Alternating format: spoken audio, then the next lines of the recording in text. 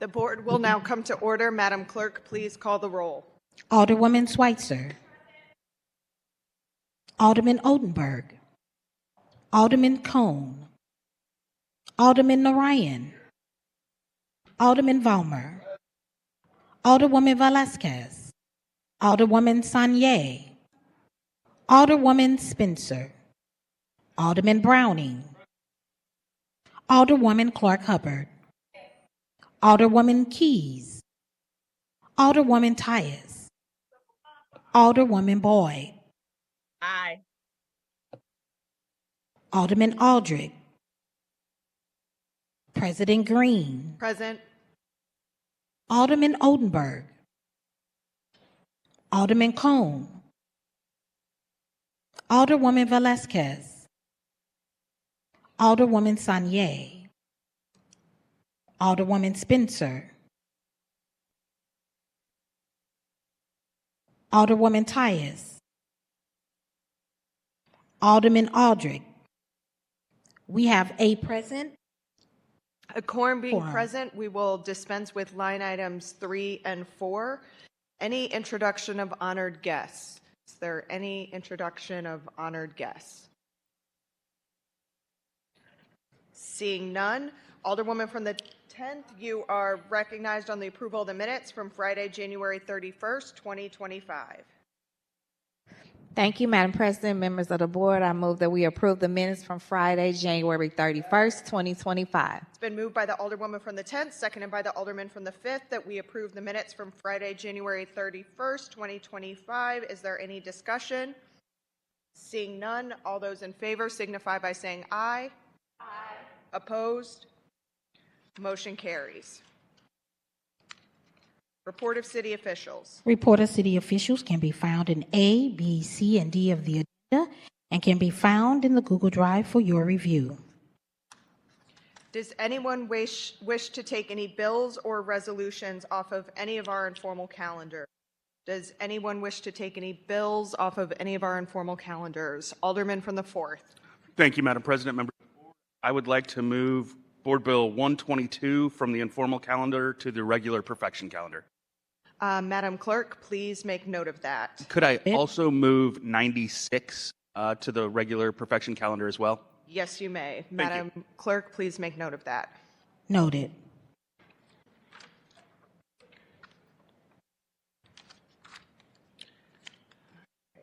First reading of board bills. We have none. Reference to committee of board bills. We have none. Second reading and report of standing committees. We have none. Report of special committees. We have none. We can dispense with line items 12 through 15, board bills for perfection consent. We have none. Can dispense with line item 16A, board bills for perfection. Board Bill number 162, Committee Substitute, introduced by Alderman Velasquez and Alderman Valmer. An ordinance amending Articles 6, 8, 10, and 18 of the Charter of the City of St. Louis and Section 6, 7, 8, 9, and 10 of Ordinance number 49318, codified in Sections 5.14.080 through 5.14.120 of the Revised Code of the City of St. Louis 2020, annotated to create a Department of City Administration to be directed and overseen by a city administrator who shall be the chief administrative officer of the city responsible for the administration of the city's affairs, placed under the authority and management of the Department of City Administration and the city administrator, except as otherwise specifically provided in the Charter of the City and Revised Code of the City of St. Louis 2020, annotated and subject to the provision of this ordinance and containing an emergency clause. Alderwoman from the 6th, you are recognized on the perfection of Board Bill 162, Committee Substitute. Thank you, Madam President. I move to perfect Board Bill 160. It's been moved by the Alderwoman from the 6th, seconded by the Alderman from the 5th, that we perfect Board Bill 160, Committee Substitute. Alderwoman, you may proceed. Thank you, Madam President. Well, I know this is a big bill and it's a big idea, but I would also posit that why it's a big idea, it is this concept of a city manager, city administrator is what I believe a practical solution and a solution that has a proven track record of success across cities across the nation. And why it may seem novel to St. Louis, it is actually not a novel idea. So with that, I'm just going to go through a few highlights of the bill and what it proposes. And then obviously, I know that my colleagues in committee had questions, and I'm sure many of my colleagues here have questions that I'd like to try and answer. But first of all, more than of all the cities in the U.S., 59% of the cities, more than 100,000 people have a city manager. Places that we've heard of, I know there's been a lot of talk about Kansas City, Springfield, Missouri, Cincinnati, Dallas, Oklahoma City, Charlotte. These places have places with city managers. Two-thirds of Moody's AAA bond-rated cities are run by professional local government managers. IBM actually did a study, and it said that cities with a mayor-council form and a city administrator are 10% more effective. So there's all sorts of data. So the big question here is, why do this and why do it now? And, well, part of the question is we're not doing it now. What is in the bill is that this bill would propose that we move it to the voters, because it is a charter change, and obviously it's a big charter change which proposes changing the charter in several places. But how we have it written currently in the bill is it doesn't actually propose creating an office of city administrator or city manager until April 10th of 2029, so the end of the next mayoral administration. And what is a city manager? A city manager is a person who is tasked with the day-to-day operations of the city. Now, I sent everybody in this room lots of materials yesterday, including a wonderful flow chart and org chart of what we currently have now and what the proposal currently is. But right now, most of our departments are appointed, our department heads are appointed by the mayor, which, again, as you probably heard in the many news interviews and news stories that covered this bill is not about the current administration, but again, because of the timing, it is really looking at the future and health of our city.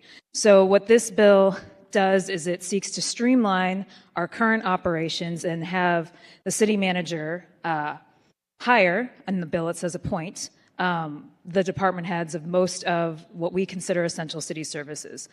In one version of the bill, we had dissolved the Board of Public Service. In the last updated version, we decided after conversation and just consideration and knowing that the Board of Public Service is super complex, and it was noted in committee that it is referred and referenced in the charter in lots and lots of different places. It was not a good idea to dissolve the Board of Public Service. But essentially, the city manager appoints and directs most city departments. And why is this important? Well, one, the thought is that it streamlines city processes. So there again, I mentioned that 59% of cities, over 100,000 people have this. One great study is in Charlotte. As many of you heard, Charlotte is a super fast-growing city. They have many corporate businesses that have put their headquarters there. They're growing rapidly. They have a city manager system. It has worked for them because of this idea of how you streamline departments and services. Again, actually, I was reading about Dayton, Ohio yesterday, and Dayton also has a city manager system. They were able to have time tracking. They basically have a whole open data portal, and they track how efficient their departments are. They have data that puts it all out there everywhere.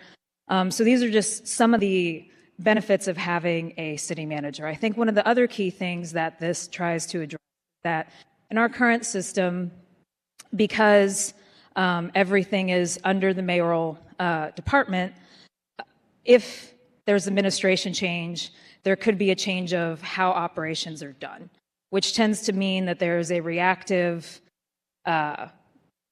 potentially change in the way services are delivered. And one of the good things about a city manager is that ideally a city manager would stay on for more than 4 years or between administrations. Again, in Kansas City, I believe their city manager has been on, I want to say, at least 2 terms, maybe 3 terms. A lot of times they serve over several terms, again, to just focus on the delivery.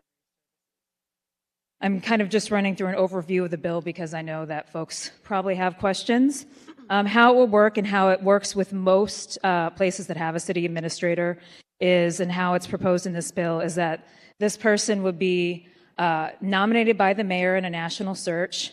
This person could not have been an elected official for the past 5 years. And then the board would have to approve it. It would be a simple majority of the board. And as far as hiring and firing, the mayor can remove, with a majority approval of the board, the city manager for good cause. The Board of Aldermen could also remove this person for good cause if they have 3/4 of a majority, so a higher majority. And so I just want to briefly talk about some of the fiscal impact. Right now we have it total cost at $1.3 million. I know that seems like a sticker shock to some. It is comparable to a lot of what other cities are doing. So the salary for the city manager starts at $275,000, with 2 assistant city managers at $132,000. That is actually less than some of our counterparts. Kansas City's city manager starts at $308,000. Cincinnati's is at $295,000, and Springfield, Missouri, who is looking for a city administrator, starts at a salary of $350,000. Now, I know, again, that we've been having a lot of talk about salaries, and obviously we're going to third read and approve some salaries today.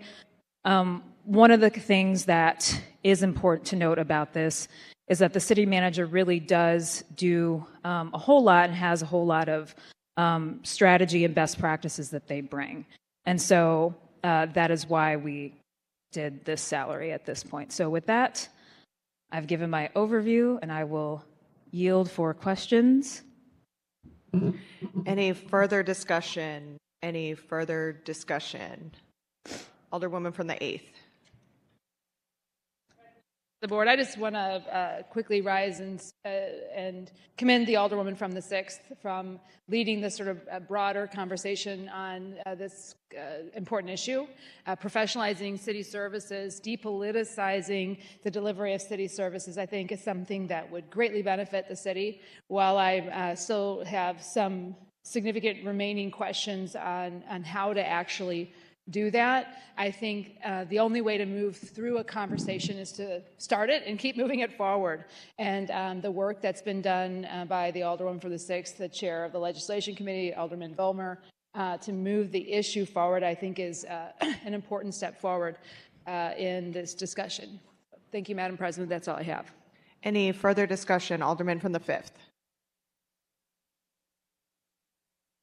Thank you, Madam President. Members of the board, when this idea came forth, I guess during the Charter Commission things, and Alderwoman Velasquez had the public advocate bill, we found out in researching things, as she's the vice chair of my committee, that the cities that actually do work have this city manager, city administrator, because what it does take the decision making out of someone who is worried about running for office or getting votes, as we are all familiar with that scenario. And true, the intent of this had nothing to do with the current administration, but as we are approaching another snowstorm, what we went through last time was the result of maybe a mayoral appointee who wasn't capable of doing the job, we found out.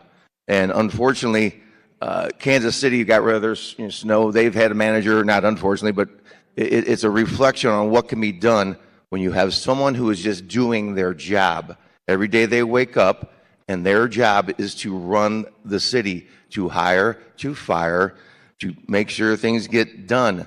The salary being more than the mayor's, to put them above reproach, and not being worried about things such as, am I going to get a donation to run for office? Am I going to do this? I believe all of us as aldermen and women would love to know that when they pick up a phone and dial a number and you ask for something to get done, that there is somebody there who knows how to do it.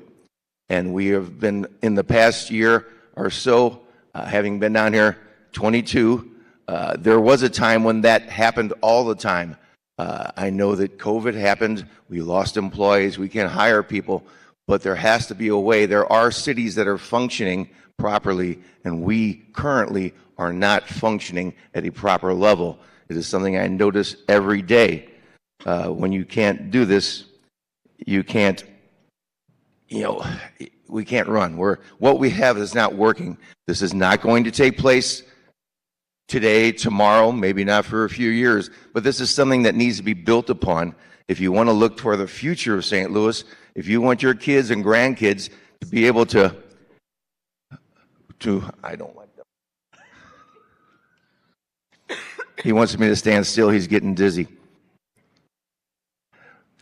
So what we have to do is get on this bandwagon of looking at this, going through this, and trying to make our city a better place for the future.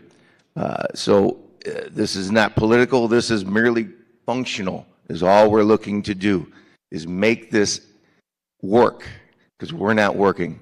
If you look up the word dysfunctional, there's a picture of the St. Louis City flag next to it in the dictionary currently. So we need to move ahead. Thank you.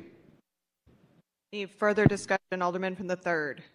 Thank you, Madam President. As we discussed in committee, I'm someone who is extremely supportive of this concept. I think that it is something that is long overdue. I think that it's something that can certainly provide efficiencies within city government and provide continuity and focus on city services. However, this board bill, I don't believe, addresses some of the kind of critical issues that would otherwise help this position be successful. Some of the things that I highlighted in committee, some of which the Alderwoman has addressed, and very much appreciate her for that. But some of the things that are still outstanding in my mind and my perspective, we're creating a semi-autonomous role here.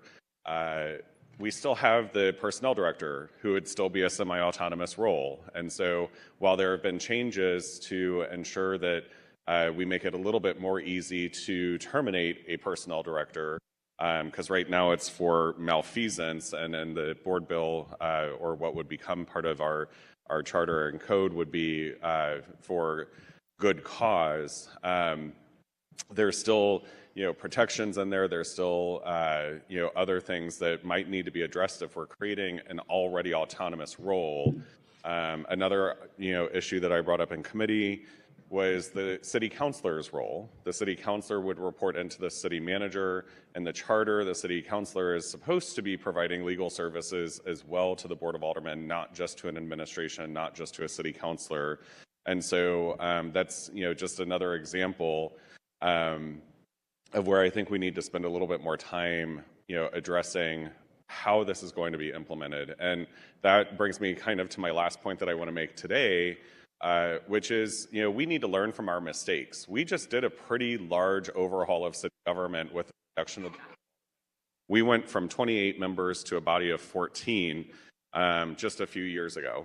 And there were, at least based on my recollection, probably 3 different attempts over the 10-year period from the time the voters passed Prop R back in 2012 to the time we started going through the redistricting process. I know I sponsored a bill to establish a committee on the reapportionment and reduction of the Board of Aldermen. I know, some of my other colleagues did the same in subsequent sessions here at the Board of Aldermen. Only one of those actually ended up getting a committee hearing, and the other 2 were fought by the president of the Board of Aldermen and some of the colleagues that were serving down here at that point in time. So we were never able to have a substantive conversation around what that change looks like and how we as a body are going to deal with those changes.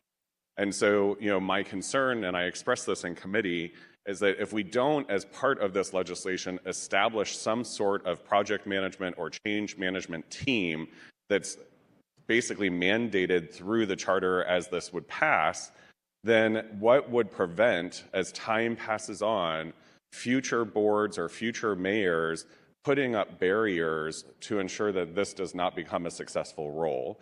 And I think we all agree that if this were to be adopted by the voters, and if this is adopted as our kind of form of government, we want whoever gets hired into that role to be successful. We do not need, failure of city services to be exacerbated any further than it already is. And so, I think that is a really critical component to any change that we put forward, whether it's this or any other kind of governmental structure, to ensure that politicians don't become the barrier and roadblocks to the success of the change that the voters want. So I want to thank the Alderwoman from the 6th for bringing this forward. I think it's a incredible opportunity, and it's a really wonderful idea, and I look forward to hopefully working with her if reelected, bringing this back in the next session and getting something like this passed out to the voters. Thank you. Alderman from the 4th.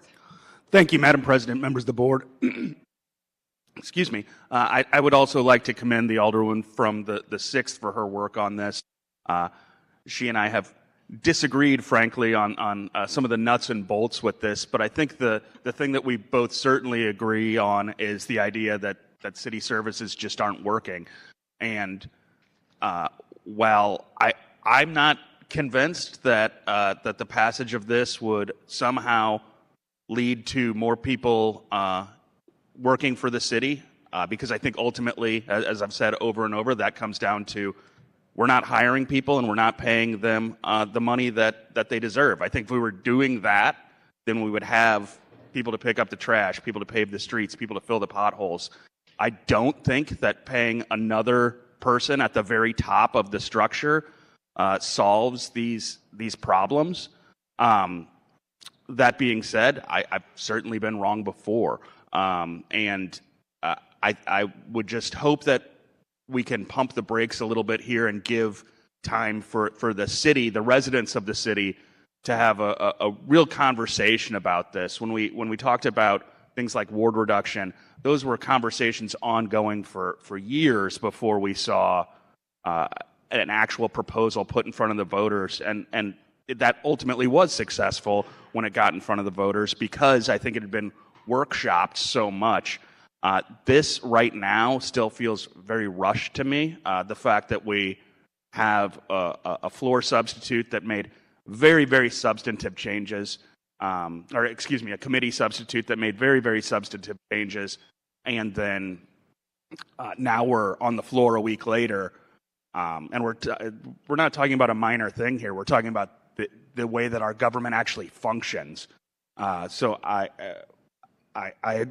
share the concerns with the alderman from the 3rd Ward and the actual institution of this if this were to pass. I've seen people really hold things up that they don't like. And I'm hoping that we can just pump the brakes here and have a larger conversation as a city in hopes that the best ideas will rise to the top. Thank you. Alderwoman from the 12th.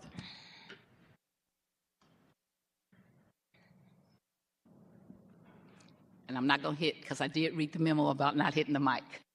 Madam President, members of the board, I rise pretty much what the Alderman from the 4th said and the Alderman from the 3rd said regarding this legislation. Been in office for a long time. I know several communities that have, city administrators. There are some successes and it's a lot of failure. We change a lot of things because we go ready, set, shoot. Only we leave the set out. We shoot and then go ready, set. We've done that. We changed legislation about the ARPA because of some people who got in trouble. Never mind that the rest of us still sit here that didn't get in trouble. We tend to judge things because it gets in the press and it's been a problem. And then we're like, oh, we need to do this. And it's often not the best way to do this. My concern is whenever you have somebody that's appointed like that or hired like that, who do they report to and how does that work? I'm going to tell you that when the state and the city made an agreement to take over, the city was going to take the police back and the city was going to go from 28 to 14 aldermen. I didn't support them. My ward didn't support them. And we didn't because there was reasons I didn't support. I knew the problems of the police, but I knew that it would operate better under the state. I don't like to say that because in the world, the best world, the city would operate their own police. In the years since we have been under the city, I have not seen good things happen. I've seen politics abound in the police department, where people got double promotions to become the police chief. I've seen all kind of things, so I never agreed with that. And as people talk about, well, they may take the police back, I actually thought we had better policing, and I know this is not anything political to say, but from my experience, we had better policing when it was under the state. We had a police board, which we don't have anymore. I have pushed since we got that. We got the police back in 2013, and we don't have any place for our citizens to go complain. I have a police chief I hear who says he reports to the mayor. He does not. He reports to the public safety director. So when I hear that, I cringe. And these are all the reasons why I didn't support the police. I look at these 14 aldermen down here. I think that people were sold a bill of goods about it, how it would be better. It's harder. It's more people. It's most certainly harder in North St. Louis. I never was scared I couldn't get reelected. I was scared I couldn't give and afraid that I couldn't give the services that I gave when I had 3.5 neighborhoods versus 12 neighborhoods. It's absolutely crazy. It is, for those of you all who don't know, a lot of times people who don't know how to access things and are not tech savvy, they depend on the alderperson all the time. I literally get 50 calls sometimes a day, 50 emails or more sometimes. I love serving my community, but it makes me very tired. When I look at this piece of legislation, I believe it to be a reaction to something. And I understand why it is. I just don't think, in my experience, long-term experience, it is a way to do it. I agree with the Alderman from the 4th when he talks about hiring people. I have watched for a number of years when the former alderman became the president, became the mayor, Slay, he was much more a privatized person.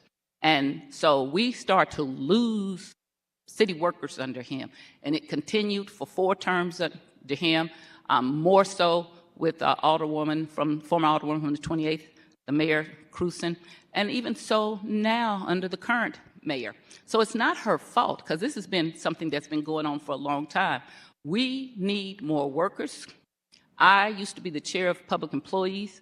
I advocated to pay people more money and to hire people. And that was when Richard Franks, I got people more money because I am the person, the firefighters wave around that comparison of what they made. I made Mr. Franks make it public because I am the one asked him to commission that. Because when we look at what we pay our city workers versus what they can get in the private entity, that right there is the reason why we can't keep people. When the county gave the police a major raise, I know people out in the county, I knew the chair of the county, they're friends of mine out there. I came back and said, we need to give the police a raise. I have never been a defund the police person. I don't believe in that. I understand the thing about look at the police budget, change the police budget, but in my community, they never supported it. They don't like it, and it was not a good idea. That's the same. All of these things I talk about to say is what I find as a problem with what we're doing now. It's a reaction instead of a solution to the problem. If we still don't fund people, we'll just have one more line of somebody making a nice salary that won't be able to do anything. And what I'm really frightened about is who do you report to and who are you who are you responsible to? Right now, if I don't do a good job, or even if the people think I'm supposed to be doing something I don't, they can vote me out of office. I don't like having a lot of people that don't have to report to the voters. And this just adds another line. And it really makes the mayor just somebody that waves and says, how you doing, and passes proclamations and greetings. And I think a mayor was supposed to be something else. And if we're going to do that, we need to take a long, hard look at it. And so I stand in opposition to this bill. Thank you. Any further discussion? Any further discussion? Alderman from the 14th. Thank you, Madam President, members of the board. Will the Alderwoman from the 6th yield for question? The Alderwoman from the 6th yield to questioning from the Alderman from the 14th. Yes, Madam President. Alderman, you may proceed. Thank you, Alder Lady, for yielding. I know I've had a lengthy conversation with you about this bill. Me personally, I do think it's a good idea. I think that moving to a structure of city government where we have one person, regardless of whoever is in office, can really focus on city services, I think is a direction that we should be heading in. If it's, trying to figure out how do we staff up departments, how do we make sure that you have somebody who's just solely focusing on departments to help morale. I do think it's Kansas City does it. The population is higher. Other cities that do it, we're having a city manager, a city administrator, depending on what name. I think same functions seem to be positive. Now, I do think that, as I've told you, this is a little rush. I think we've done a lot of charter changes, and I think there's some appetite to allow folks to be educated on this. But kind of talking about the piece of legislation, I know you made significant changes from the original bill, and I think you said in committee that it wasn't perfect to what happened in the actual committee hearing. Can you talk about some of those changes from the committee to the committee substitute that we adopted in committee? Sure. Thank you, Alderman. So one substantial change, the first version of the bill had it be a city administrator and office of city administration, and we changed that officially to city manager and office of city manager. Initially, we thought that there were some potential legal conflicts because there is a state statute that defines city manager, and we didn't want to complicate things. But after getting some further legal advice, we realized that we were in the clear, and we decided that city manager was really what this was, that conceptually what it was going to be, and that legally we could call it that without running into any issues with the state statute. So that was one significant change, more in name, but an important name change. The second one was that the original version had the dissolution of the Board of Public Service, and in the latest committee substitute, we undid that, and we kept the Board of Public Service intact, and put the Board of Public Service as well as the President of the Board of Service, all those functions under the responsibility of the city manager. Because, again, as you heard in testimony when Ms. Milberg from the mayor's office testified, because in the version of the bill that we talked about when she testified, the Board of Public Service is referenced in numerous places in the charter. It has many functions, and it is its duties in the charter and just in the City Hall are very complex, and this is not a total commentary on what's happening in the federal government, but we would prefer not to break things when trying to do new things. So I think it's important to have, to make sure that even though conceptually we would be doing something new and big, that we're not breaking everything before we do that. So those are the two big changes. There's a smaller change, just kind of clean up on the budget director piece and making sure that it was the statutes were correct. Those are the significant changes. Okay, got you. Like I said, I wanted to kind of get back to where the original bill that I think you started a lot of conversations, which I told you about, and kind of the committee sub, what was those changes to figure out, as this legislation moved forward. I don't think the time is now, but as it moves forward to try to get, input on, how to maybe envision a place where we can go to city manager, administrator, I guess you just told me the term that we have to use, and then also work with your colleagues like myself or other older people throughout the city to make sure, I think we can learn from the last charter revision. Some did make it, maybe just one didn't. I think that was that Prop B didn't make it. Or was that Prop B? You don't have any feelings about that, do you? No hard feelings. It is what it is. You don't win them all. But I think the important part of that is that, education is important, and you want to make sure the narrative get out there that is correct. And being able to work with your colleagues, I'm committed to going through different neighborhoods throughout my ward to allow you to talk to residents on what this legislation can be and to get their feedback, because I do think we need to take a a little pause before we pass another major charter change. Sure, and I do just want to point one thing just to kind of clarify, and I think it's important. So right now, as you know, at the Board of Aldermen, we really have no ability to say over what happens with operations. In this bill, not only does the Board of Aldermen have to approve the city manager nominee, and can they remove them with a majority, they don't have the ability to remove that person doesn't have to stay through election cycles. And I think that the ability to have that is more actual say that we have. And as I know you've used this line a lot, we are the closest to the representatives of the people in the legislative body. So in some ways, that is more of a voice toward operations than we currently have. And I think that's important for us to talk about as well. Thank you. That's all, Madam President. Any further discussion? Thank you. First, I want to thank the Alderwoman from the 6th for her work on this. It's something I definitely agree with and think it's a direction we should be moving in. It's a big topic, as I'm sure she knows and has been working through, and I've seen that progress.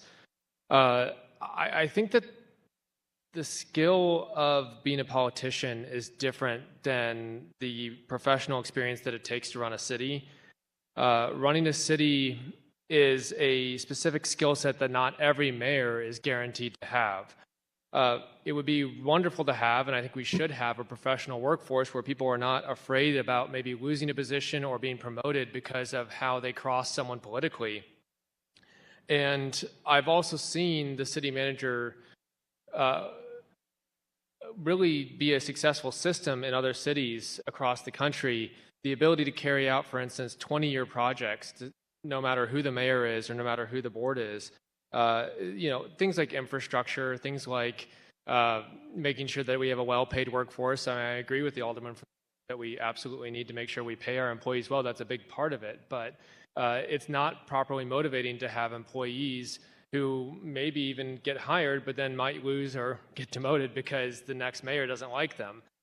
So we definitely need that professional workforce, and I look forward to seeing how this discussion unfolds. I also am in agreement with many of my colleagues to say I think we need to have additional conversation about this. I'd like to see the mayor have more of a role than just ceremonial.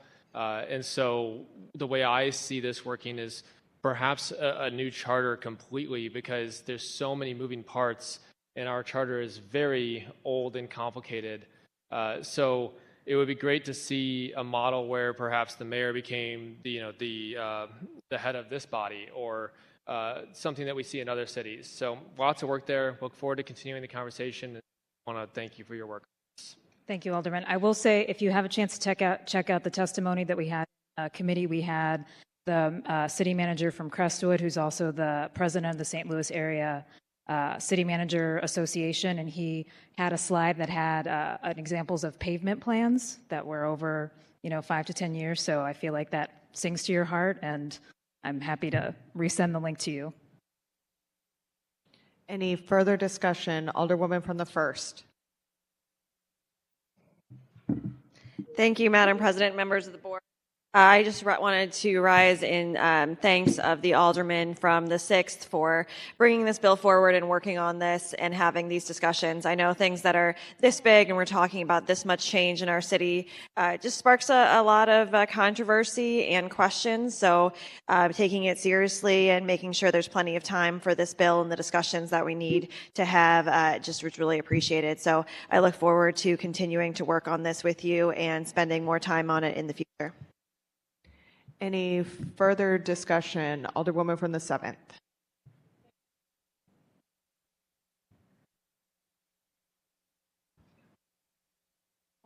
Thank you, Madam President, members of the board. I wanted to rise to commend the Alderwoman for her efforts on this. I've certainly received a lot of questions in media a bit. I think for me, this is a new topic, so I've certainly had fun kind of researching and looking at how it works in other cities. I do feel like a change like this does require some other structural changes within our government. I would be concerned right now, I think sort of to some of the points that the Alderwoman from the 12th made about, making sure that they have the power needed to make decisions, as opposed to having somebody else that is, collecting a check and has a title, but because we still have our same governance structure, that doesn't fit in. But I do think, this is a concept that I am probably generally supportive of. We've only had 2 mayors in the history of our city that have ever actually been reelected. And I do have concerns about just consistency of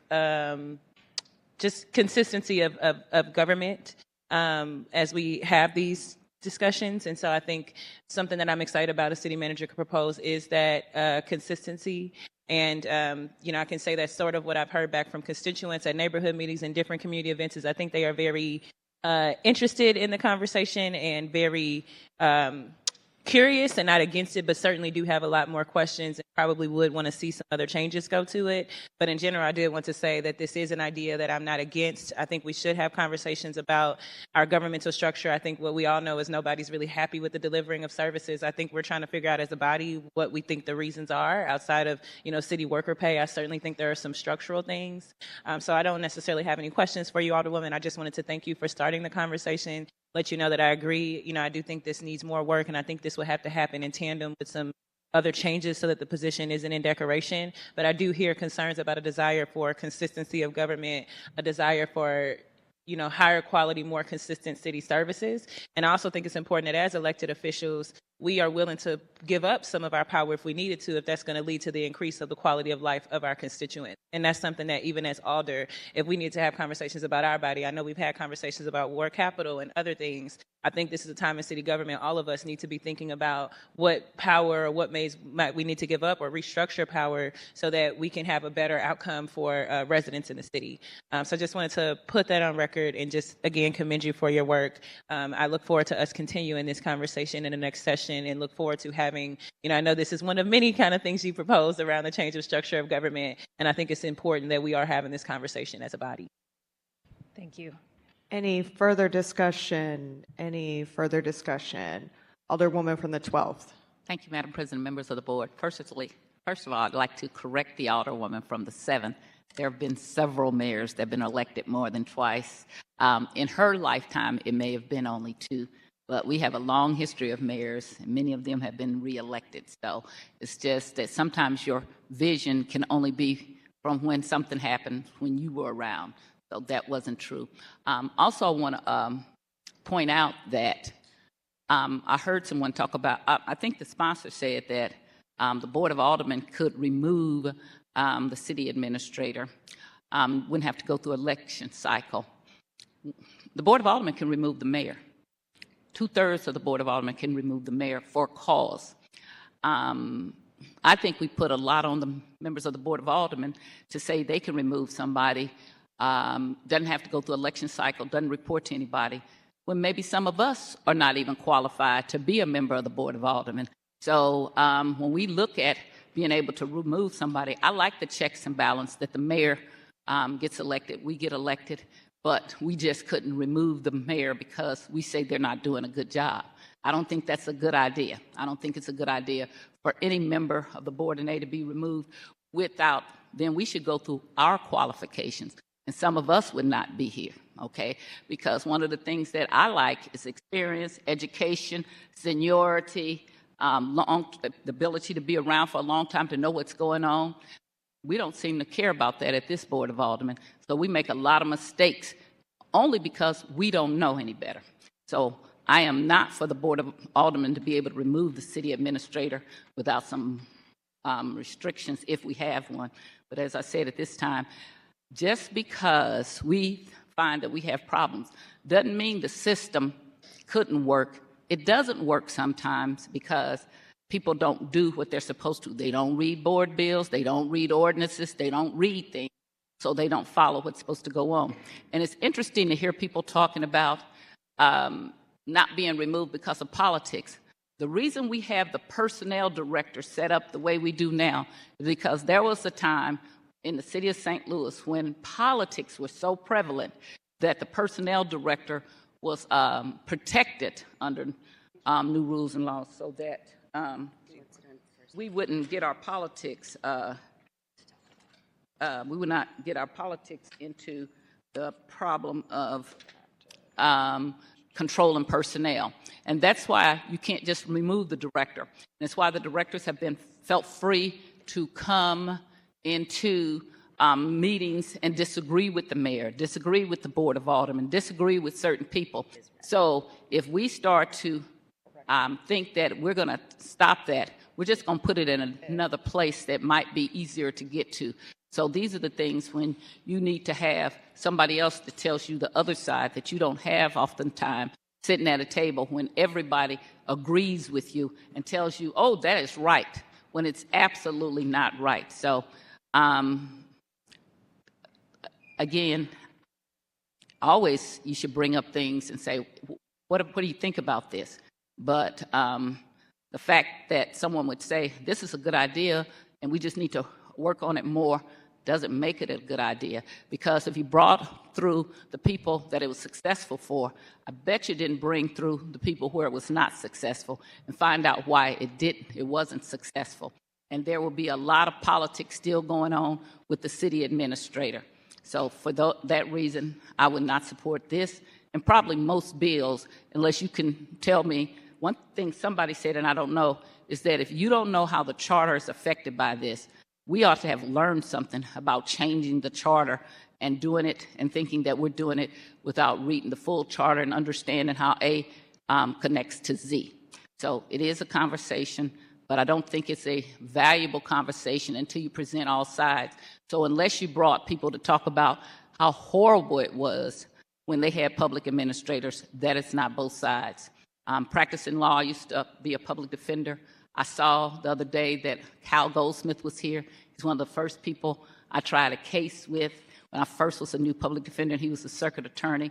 You most certainly get a prosecution and a defense. Oftentimes at this place, we seem to only have presented our side of the story, and we don't get a full, complete side. And that's why we don't get good laws.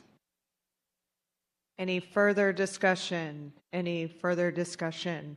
Alderwoman from the 6th, you are recognized to close. Thank you, Madam President. I will move this bill to the informal calendar for now.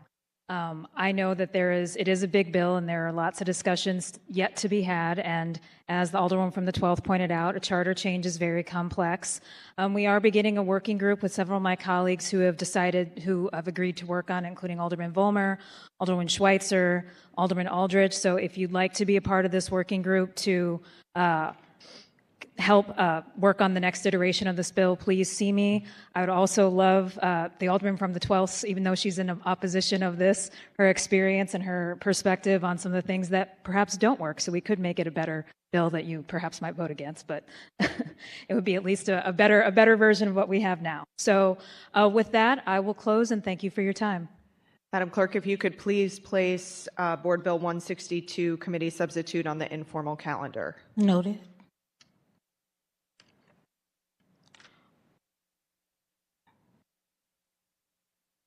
Board Bill number 96, introduced by Alderman Aldrich, President Green, and Alderwoman Sanier. An ordinance amending Chapter 13.100 of the Revised Code of the City of St. Louis to establish a custodian of records for public governmental bodies, including the Board of Estimate and Apportionment. Alderman from the 14th, you are recognized on the perfection of Board Bill number 96. Thank you, Madam President, members of the board. I move to perfect board.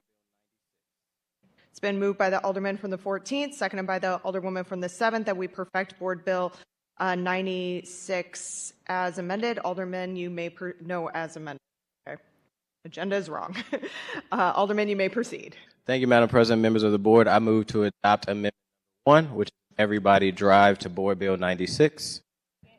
It's been moved by the Alderman from the 14th, seconded by the Alderwoman from the 7th, that we adopt Amendment number 1 to Board Bill number 96. Alderman, you may proceed.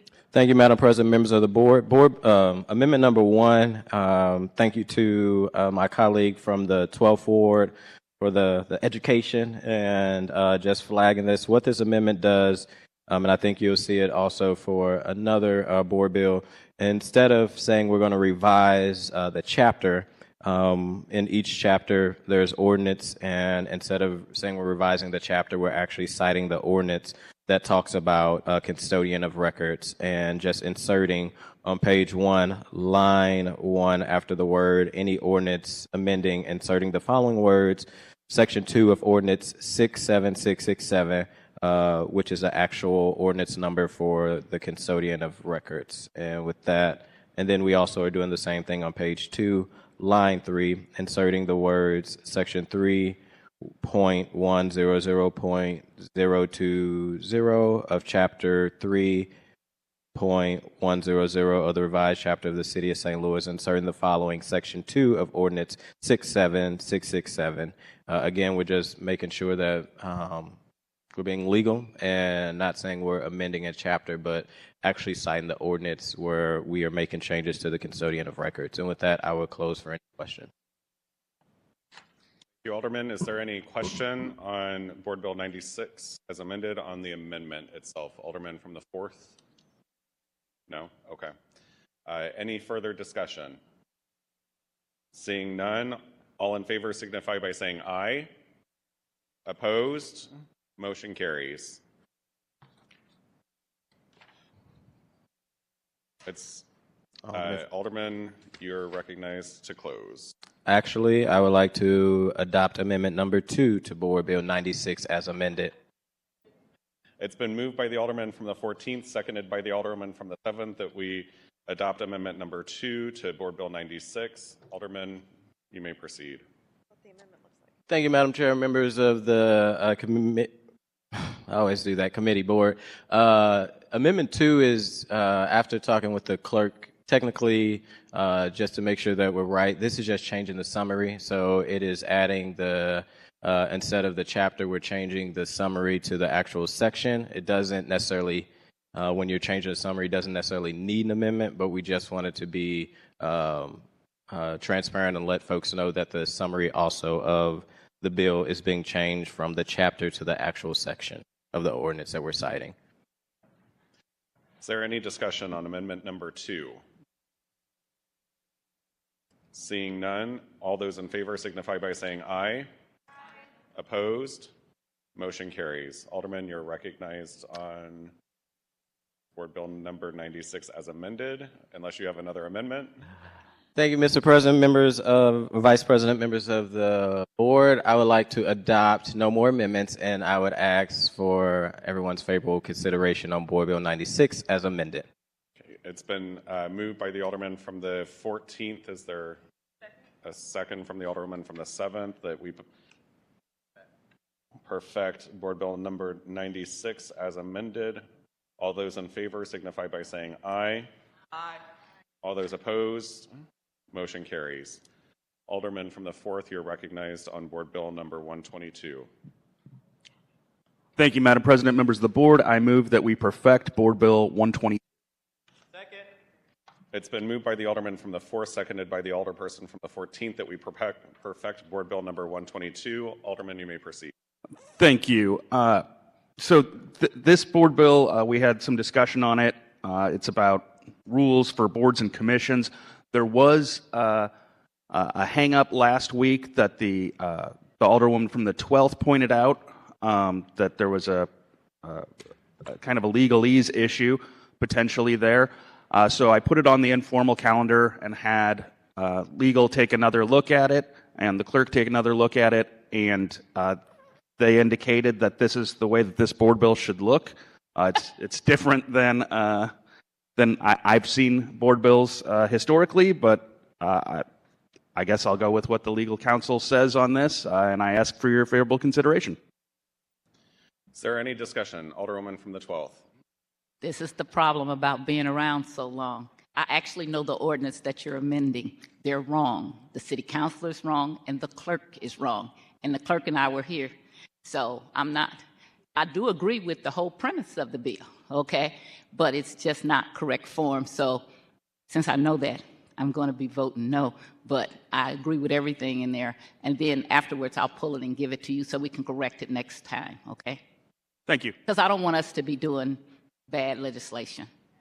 Thank you. Are you asking for a roll call vote, Alderwoman? Yes, please. Okay, thank you. Any further discussion on Board Bill 122? Seeing none. I'm sorry. I have a a question. Since Alderwoman from the 13th, you're recognized. I have a question for Alderman Narayan. Since the Alderwoman from the 12th is saying Alderwoman, that would you like to inquire of the Alderman from the 4th? yes. Alderman from the 4th, will you entertain questions from the Alderwoman from the 13th? Absolutely. Alderwoman, you may proceed. Thank you. My question is, since the Alderwoman from the 12th said that the format was not correct, why would we vote it out? That's my question. Alderwoman, I think that's a great question. My only response is that the legal counsel who's looked at it and the clerk who looked at it disagree with the Alderwoman from the 12th. Okay, thank you. Absolutely. Any further discussion? Any further discussion? Seeing none, you are recognized to close. I renew my motion. It's been moved by the Alderman from the 4th, seconded by the Alderman from the 14th, that we perfect Board Bill 122. There's been a request for roll call. Madam Clerk, please call the roll. Alderwoman Schweitzer.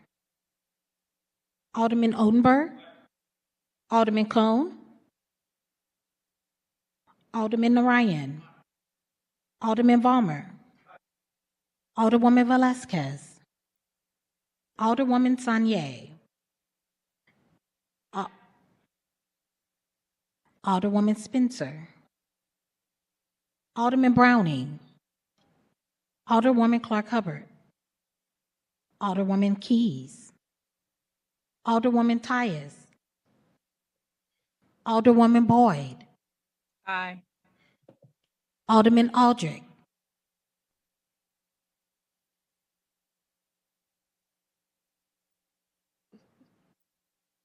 President Green. Aye.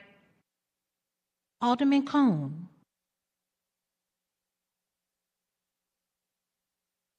Alderwoman Velasquez.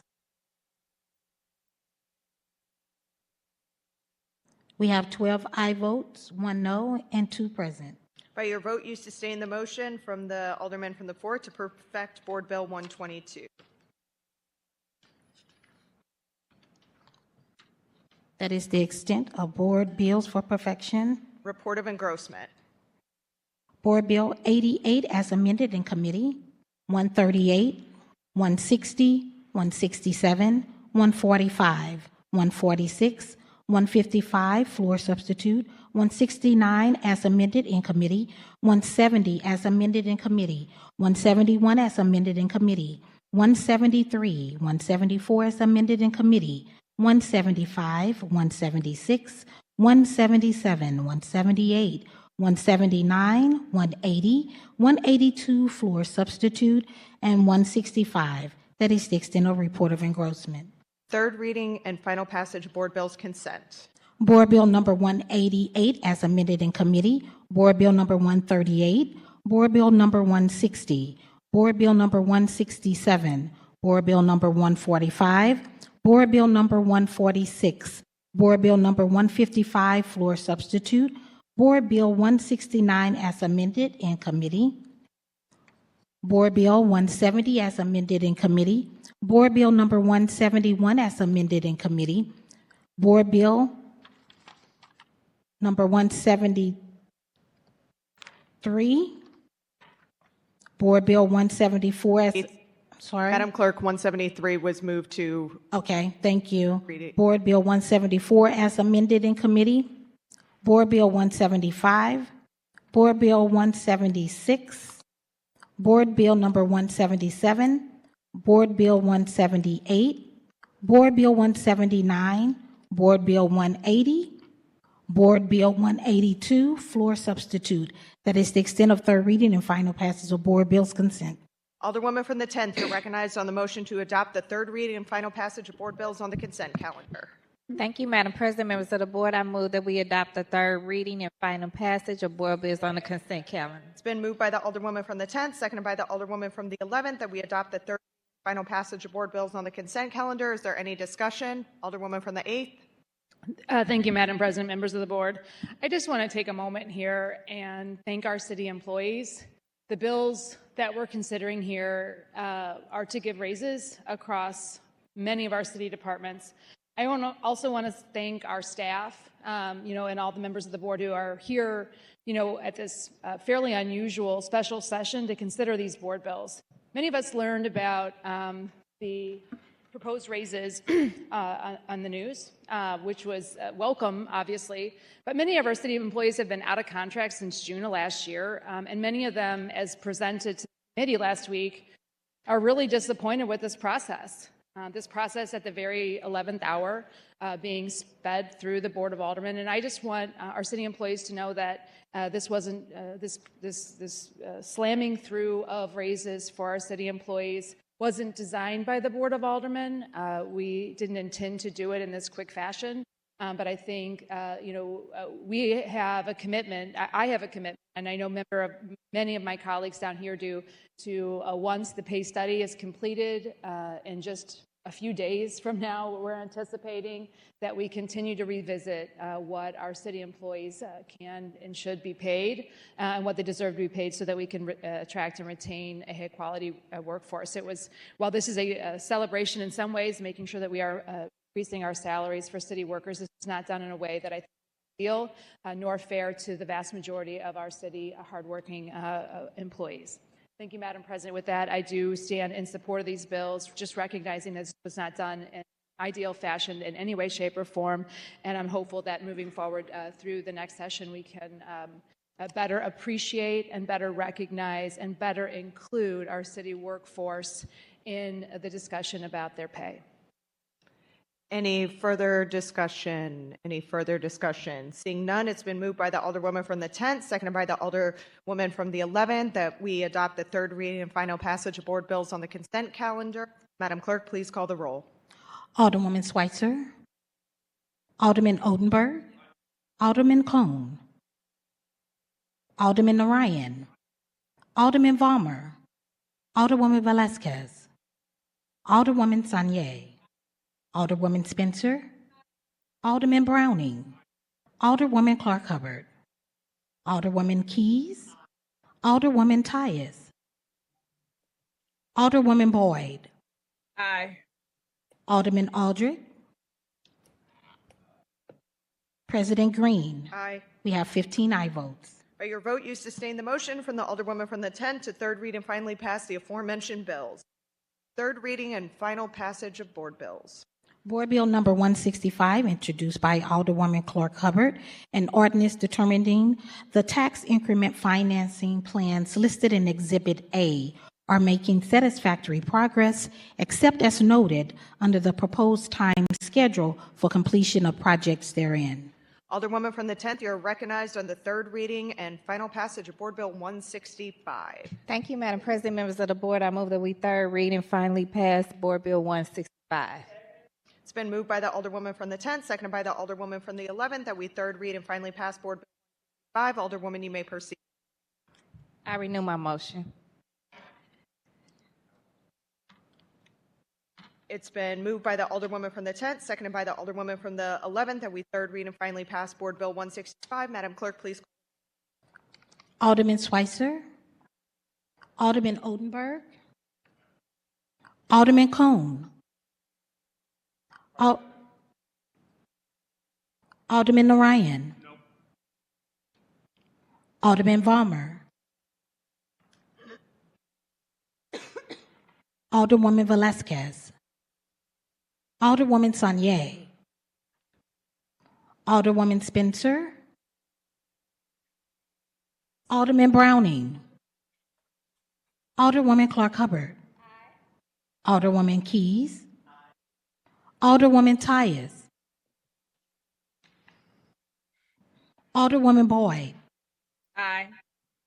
Alderman Aldrich, President Green, Aye.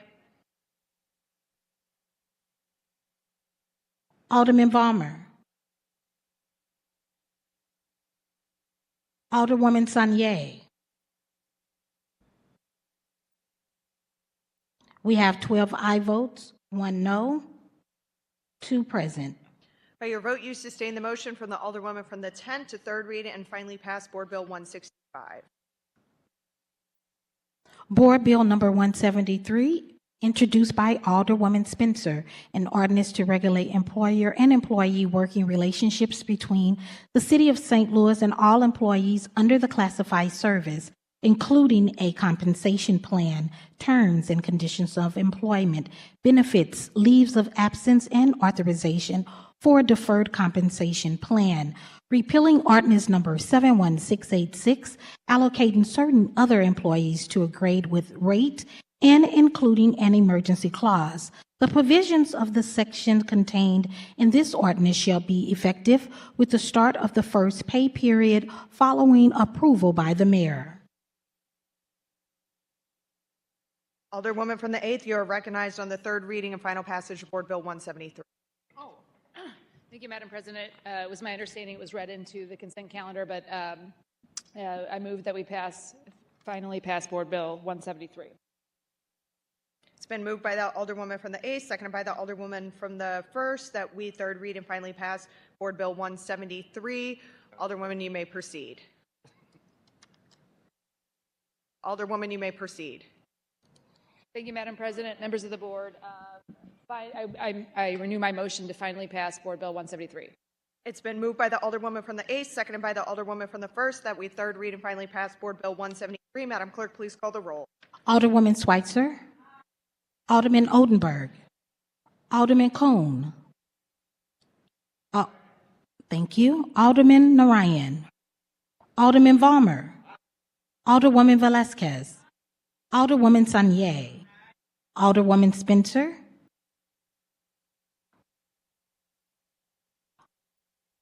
Alderman Browning, Alderwoman Clark Hubbard, Alderwoman Keys, Alderwoman Tyus, Alderwoman Boyd, Aye. Alderman Aldrich, President Green, Aye. Alderwoman Tyus. We have 14 aye votes and 1 present. By your vote, you sustain the motion from the Alderwoman from the 8th to third read and finally pass Board Bill 173. That is the extent of third reading and final passage of board bills. Reported the finally passed and signed by the President. Board Bill 88 as amended in committee, Board Bill 138, Board Bill 160, Board Bill 167, 145, 146, 155 floor substitute, 169 as amended in committee, 170 as amended in committee, 171 as amended in committee, 173, 174 as amended in committee, 175, 176, 177, 178, 179, 180, 182 floor substitute, and 165. That is the extent of report of finally passed and signing by the President. All other business being suspended, the President shall in open session affix her signature hereto to the end that these may become law.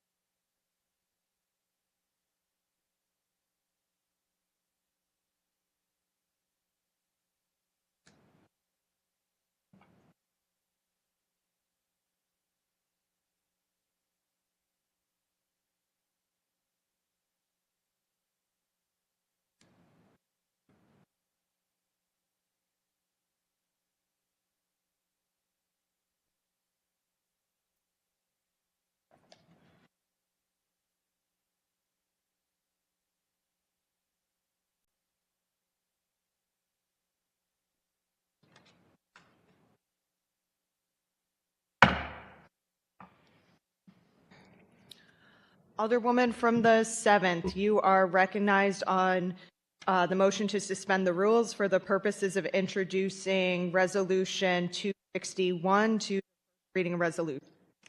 257? The 250? 262? 261. 261. Okay. Thank you, Madam President, members of the board. I would like to suspend the rules to introduce Resolution 262. 261. 261, sorry. Is there a second? Second. It's been moved by the Alderwoman from the 7th, seconded by the Alderman from the 14th, that we suspend the rules for the purposes of introducing Resolution 261. Madam Clerk, please call the roll. Alderman Schweitzer, Alderman Oldenburg, Alderman Cone, Alderman Narayan, Alderman Vollmer, Alderwoman Velasquez, Alderwoman Sanier, Alderwoman Spencer, Alderman Browning, Alderwoman Clark Hubbard, Alderwoman Keys, Alderwoman Tyus, Alderwoman Boyd, Alderman Aldrich, President Green, Aye. Alderwoman Boyd. Aye. We have 14 aye votes and 1 present. By your vote, you sustain the motion from the Alderwoman from the 7th. If you could please place Resolution 261 at the end of the first reading resolution. Noted.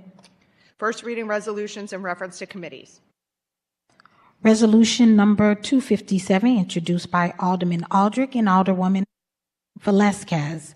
Now, therefore, be it resolved by the Board of Aldermen of the City of St. Louis that we pause in our deliberations to recognize the Representative Cori Bush tenure in Congress and inspirational impact it has had. Alderman from the 14th, you're recognized on the first reading resolution 257. Thank you, Madam President. Members of the board, I ask for unanimous consent on Resolution 257. There's been an objection. Alderman, you now can ask to suspend the rules, or if you would like to move this forward today, otherwise you need to send it to. Thank you, Madam President. Members of the board, I'd like to suspend the rules and introduce Resolution 257. It's been moved by the Alderman from the 14th, seconded by the Alderwoman from the 6th, that we adopt Resolution 257. Madam Clerk, please call the roll. Alderwoman Schweitzer, Alderman Oldenburg, Alderman Cone, Alderman Narayan, Alderman Vollmer, Alderwoman Velasquez, Alderwoman Sanier, Alderwoman Spencer, Alderman Browning, Alderwoman Clark Hubbard, Alderwoman Keys, Alderwoman Tyus, Alderwoman Boyd, Aye. Alderman Aldrich, President Green. Aye. We have 13 aye votes and 2 no. By your vote, you sustain the motion from the Alderman from the 14th. You are now recognized on the motion to adopt Resolution 257. Thank you, Madam President. Members of the board, will the clerk read Resolution 257? Resolution number 257, honoring the life and work of Representative Cori Bush. Whereas born and raised in St. Louis, Missouri, Congresswoman Cori Bush's experiences with systemic injustice, domestic violence, and homelessness have profoundly shaped our commitment to advocating for marginalized communities and her restless pursuit of policies that promote social and economic equity. And whereas her early life was shaped by the lessons of legendary Black leaders and her father's involvement in local politics, instilling in her strong sense of justice and advocacy from a young age. And whereas Congresswoman Bush worked minimum wage jobs while raising her children, living paycheck to paycheck, and surviving challenges that further informed her advocacy for low-income families and Black maternal health. And whereas the Congresswoman's leadership during the protests following the murder of Michael Brown Jr. solidified her role as a voice for justice, spending over 400 days of advocating for civil rights and providing triage medical care to her community. And whereas her transition from grassroots activism to elected office as the first Black woman and first nurse to represent Missouri in Congress exemplifies her commitment to uplifting her community through effective legislation. And whereas she did not leave her activist tendencies at the door of Congress as she led protests on the steps of Congress that undeniably aided in extending the eviction moratorium during the COVID-19 pandemic, demonstrating her commitment to the most vulnerable members of her community. And whereas a member of the House Oversight Committee and the House Judiciary Committee, she has championed critical legislation such as Protecting Access to Medication Abortion Act of 2023, ensuring safe-access medication-induced abortions, and whereas her dedication to reproductive health care is evident by her support for the Abortion Provider Appreciation Day resolution, the establishment of the Office of Sexual and Reproductive Health and Well-being, and through championing the Reproductive Health Care Accessibility Act, which improves reproductive health services for individuals with disabilities, and whereas her healthcare advocacy extends beyond reproductive health, but to health equity in general through the Insulin for All Act, capping the price of insulin, and the Justice for Jena Elementary Act, addressing environmental safety for children in her district. And whereas her support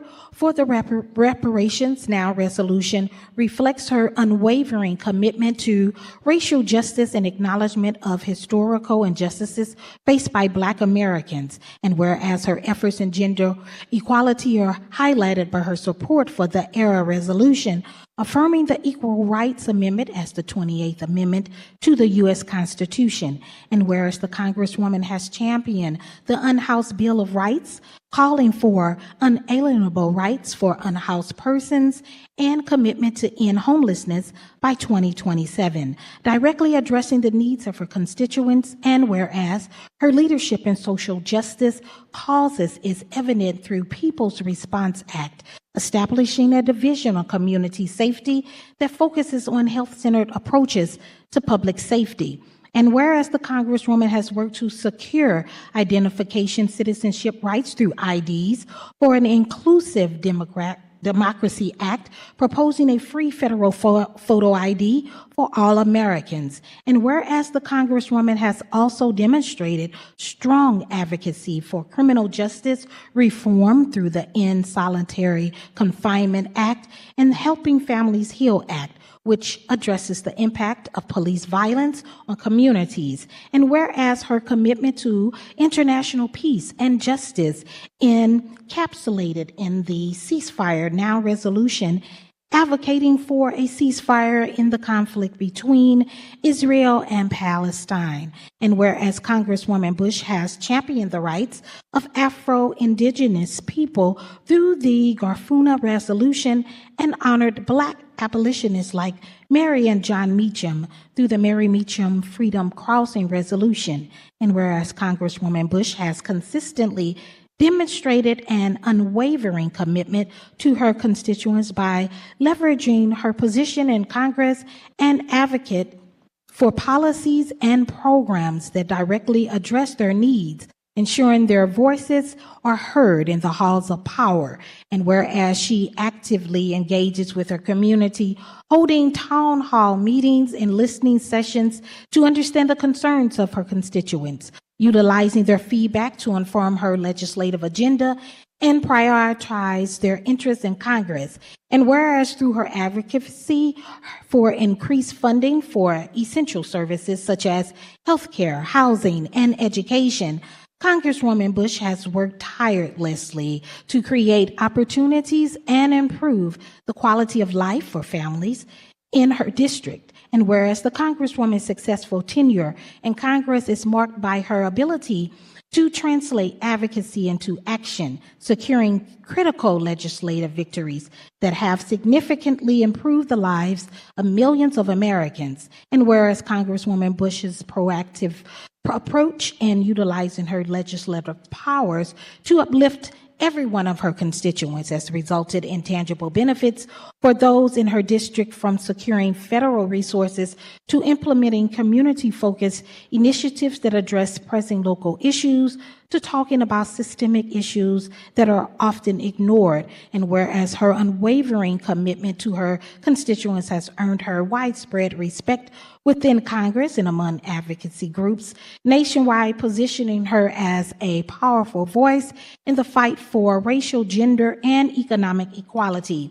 Now, therefore, be it resolved by the Board of Aldermen of the City of St. Louis that we pause in our deliberations to recognize the Representative Cori Bush's tenure in Congress and the inspirational impact it has had. We further direct the clerk of this Board of Aldermen to spread a copy of this resolution across the minutes of these proceedings and to prepare a commemorative copy of this resolution to the end that we may be represented to deemed appropriate by the sponsor. Introduced this day, 11th day of February 2025, by the Honorable Rasheen Aldrich, Alderman 14th Ward, adopted this 11th day of February 2025. Alderman for the 14th, you are recognized on the motion to adopt Resolution 257. Thank you, Madam President, members of the board. I and St. Louis rise on behalf of our honorable Congresswoman. And if you know Cori Bush, or Representative Bush, every time she stepped Alderman, on, you need to make a motion to adopt. I make a motion to adopt. It's been moved by the Alderman from the 14th, seconded by the Alderperson from the 7th, that we adopt Resolution 257. Now you may proceed. Madam President, that was my thunder moment. I practiced that all I'm day. sorry. I got to do it again because she said it multiple times on the floor. Start it from the beginning. Yes, we started from the bottom. I and St. Louis rise on behalf of our beloved Congresswoman Cori Bush. Every time she stepped on the Congress floors, you would hear her say, "I rise on behalf of St. Louis." And Congresswoman Cori Bush always carried St. Louis on her back. She was and still is an authentic individual. She paved her own way. She didn't enter the traditional way. I got to get to know, at the time, we used to call her Mama Bush out in Ferguson as a nurse, as somebody who walked the streets with myself and Alderwoman Sanye and Bruce Franks and many others, many nights, asking and trying to find justice for the death of Mike Brown.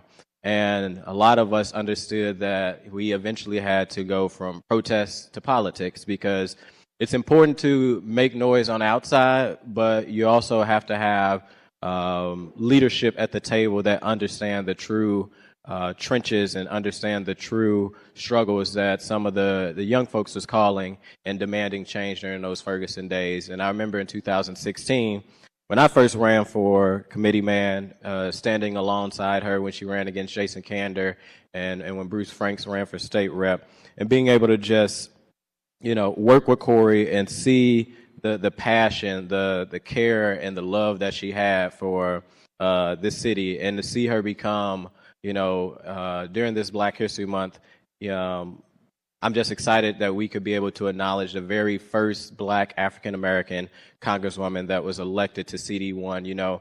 Hopefully when I get a little older, I could tell my kids, we stand on great shoulders currently from individuals like Paula Carter, John Bass, Jed Banks, Darlene Green. And I hope when I get older, I can be able to tell my generation that it was folks like Cori Bush that made a difference in our generation. It was individuals like Cori Bush that demanded change, that stood on the steps of Congress and fell asleep out there to demand that the eviction moratorium continued to happen so people wasn't forced out of their homes. It was Congresswoman Bush who called and was the first person to call for a ceasefire, which before the president left, eventually worked to actually adopt a ceasefire between both of those conflicts with Hamas and Israel. It was Congresswoman Cori Bush that not only stood on the halls of power in Congress, but she always came back to St. Louis and stood at protests, if it was a minimum wage protest or standing with nurses demanding that they make a livable wage and have the right to unionize. It was Congresswoman Cori Bush that continued to every day show up in her authentic self, regardless of what people thought of her. And I believe it's always important to give people their flowers while they're still alive. And this is just a small token of gratitude that I want to let Congresswoman Cori Bush know that, as she always say, her Congresswoman loves her, that St. Louis love our former Congresswoman Cori Bush has done amazing work for the St. Louis. And with that, I would ask to adopt Resolution 157. 157. 257. 257. Alderwoman from the 6th. Just want to thank my colleague from the 14th for drawing up this resolution. I added myself as a co-sponsor. I also want to take this moment to, on the record, thank the former Representative Cori Bush. She has been an advocate for our community. I know personally I've literally met her on the steps of Congress on an advocacy day, and I was able to call her in her office for help. There are many times where I know she went out of the way to advocate for communities who often didn't have a voice to advocate. They didn't have anybody advocating for them. So I very much appreciate that and the legacy that she left, and really a vision of leadership that, I think that many of us can and should follow, especially in these turbulent times when there will be we'll be asked to be silenced, and we should not comply in advance. So I just want to thank the aldermen, and I just want to thank the former congressman who loves us, for all of her work on behalf of the city of St. Louis. Alderwoman from the 7th. Thank you, Madam President, members of the board. I just also wanted to rise on the record and thank the Honorable Bush. As Alderman from the 14th said, I've known Honorable Bush for many, many years before she held any elected title, and I actually really respect her and love her as a human being. And I think for me, one of the best things to see is during her time in service, agree or disagree, her principles were very consistent, and they were not based off of political pressures or even what might have been politically popular. She truly is a person who does what she thinks is right, and is truly one of the most principled folks that I know. As Alderwoman, I was able to send many folks to her about various concerns, from veteran benefits to issues with mail, and I have never had a constituent that didn't follow up and say that they were not able to get the help that they needed from her. And so I want to really commend the Alderman from the 14th for bringing this forward, and make sure that I, on the record, commend our first Black woman congressional member that we've had for her work and her service. And, definitely want to say on the record that it's certainly models of her leadership that have encouraged people like myself to feel like we might have a place in politics. And I hope there will be other bold Black women who are growing up and watching their TV screens right now, and also feel like, because of the continued leadership, that there's a place for them, that they are fit and worthy to lead their communities. And I would like to request to be added as co-sponsor. Madam Clerk, please make note of that. If you could also add me as co-sponsor as well. Noted. Any further discussion? Alderwoman from the 10th. Thank you, Madam President, members of the board. I also want to rise and first thank Alderman Aldridge and Alderwoman Velasquez for bringing this resolution forward. I sent my request to be a co-sponsor this morning, so it didn't make it in time for the agenda, but I absolutely stand in solidarity and supported this resolution. One of the things that I shared during Cori's last campaign that I think was so different about her and how she served for us, right, was because when former Congressman Bush first ran, I didn't support her. I supported and stomped for Lacey Clay. We are family, friends. Our service here in the community go back for generations. And so for me, I wanted to stand with the leadership that I knew and loved. I still have the utmost respect for both Congressman Clays and their family. Michelle, I'm her Alder lady. But after, absolutely even the day after, when Congresswoman Bush ran and won, I was able to begin building a relationship with her then that we were able to work through her tenure as Congresswoman and me as an alderperson. That makes a difference, especially in our culture. A lot of times, these political lines and these political campaigns create enemies that go on for decades that make no sense at all. The only thing they do is stop progress in our community. So in addition to everything that was stated in that resolution, I also want to elevate the fact that Congresswoman Bush worked with the community. When my constituents needed something, her and her office absolutely responded. And again, the record will show that that doesn't happen. And I'm just being honest about that. And so what I used that rather as inspiration in moving forward with other people and individuals in service. And I stand on that ground to show that we all can work together amidst our differences, amidst our disagreements, amidst our reflections of our lived experiences that or maybe in conflict with others. And so that's one of the things that I thank and recognize and honor for her the most. And I still stand in support for wherever her next steps, whatever her next journey takes her in. We loved you back, Congresswoman Bush, and we wish you the best. For you, the best is yet to come. Any further discussion? Any further discussion? Seeing none, it's been moved by the Alderman from the 14th, seconded by the Alderman from the 7th, that we adopt Resolution 257. All those in favor signify by saying aye. It's been a request for roll call. Madam Clerk, please call the roll. Alderwoman Schweitzer. Alderman Odenberg. Alderman Kuhn. Alderman Narayan. Alderman Vollmer. Alderwoman Velasquez. Alderwoman Sanye. Alderwoman Spencer. Alderman Browning. Alderwoman Clark Hubbard. Alderwoman Keys. Alderwoman Tyus. Alderwoman Boyd. Aye. Alderman Aldrich. President Green. Aye. Alderwoman Keys. We have 14 aye votes, 2 present. By your vote, you sustain the motion from the Alderman from the 14th to I'm adopt. sorry, there was 13 aye votes and 2 present. By your vote, you sustain the motion from the Alderman from the 14th to adopt Resolution 57.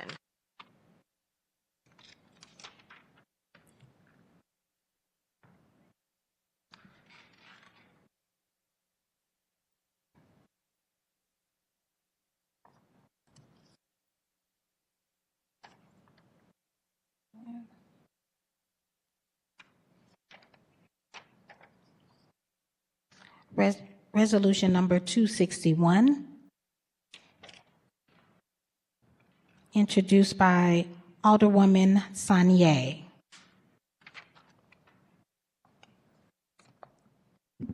Thank you, Madam President. Alderwoman from the 7th, you are recognized on Resolution 261. Thank you, Madam President, members of the board. I know that local control is. You need to request unanimous consent. I would like to make a motion for unanimous consent. There's been an objection to unanimous consent, so Alderwoman, you can ask to suspend the rules in order to move the resolution forward today or send to committee. I would like to suspend the rules for Resolution 261. Second. It's been moved by the Alderwoman from the 7th, seconded by the Alderman from the 14th, that we suspend the rules for Resolution 61. This is an undebatable motion. Madam Clerk, call the roll. Alderwoman Schweitzer. Alderman Odenberg. Alderman Kuhn. Alderman Narayan. Alderman Vollmer.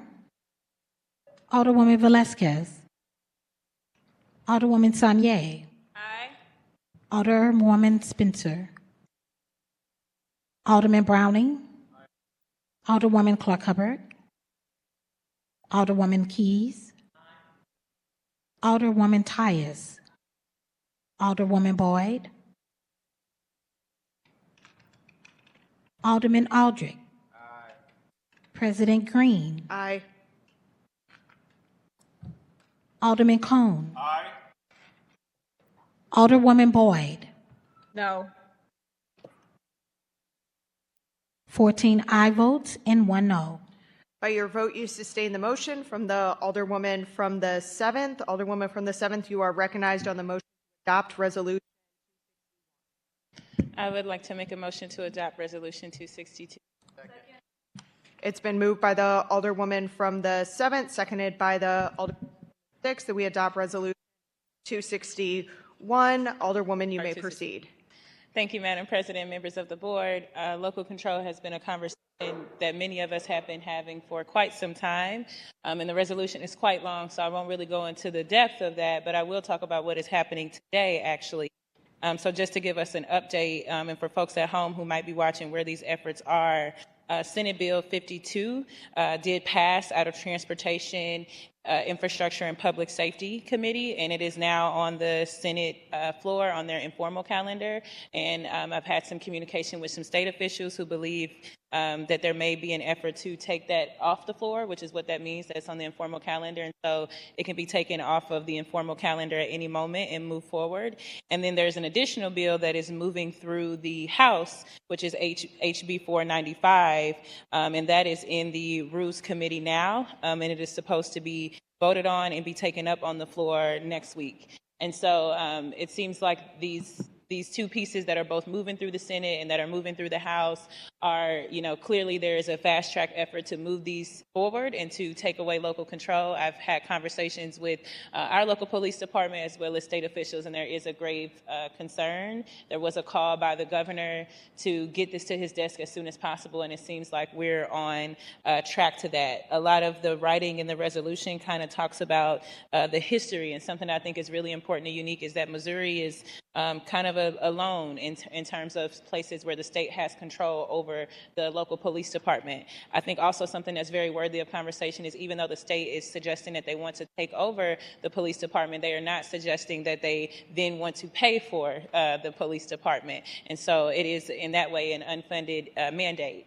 I think, I don't need to go on. There are members of this body that are personally impacted based upon our beliefs, but I've heard, I can't say how many times I've heard, whether it's at community meetings, in neighborhood settings, or even knocking doors, how many folks in our community are really concerned about what it could mean for us to not have control over our police department. I know specifically on public safety, it was something that was said over and over again as we were talking about CCOPs, but I do want us to be realistic about what it might look like to have a Republican super majority state legislature, to now have a Trump administration at the federal level, and then to be losing as a local city power over our police department in the ways that I believe that will impact our community in a nature that is oppressive. I'm very concerned about members of our community who may experience an abortion or a miscarriage and how laws that might be passed through the state might target that. I'm very concerned about LGBTQ members. There have been various attacks at the state level against them.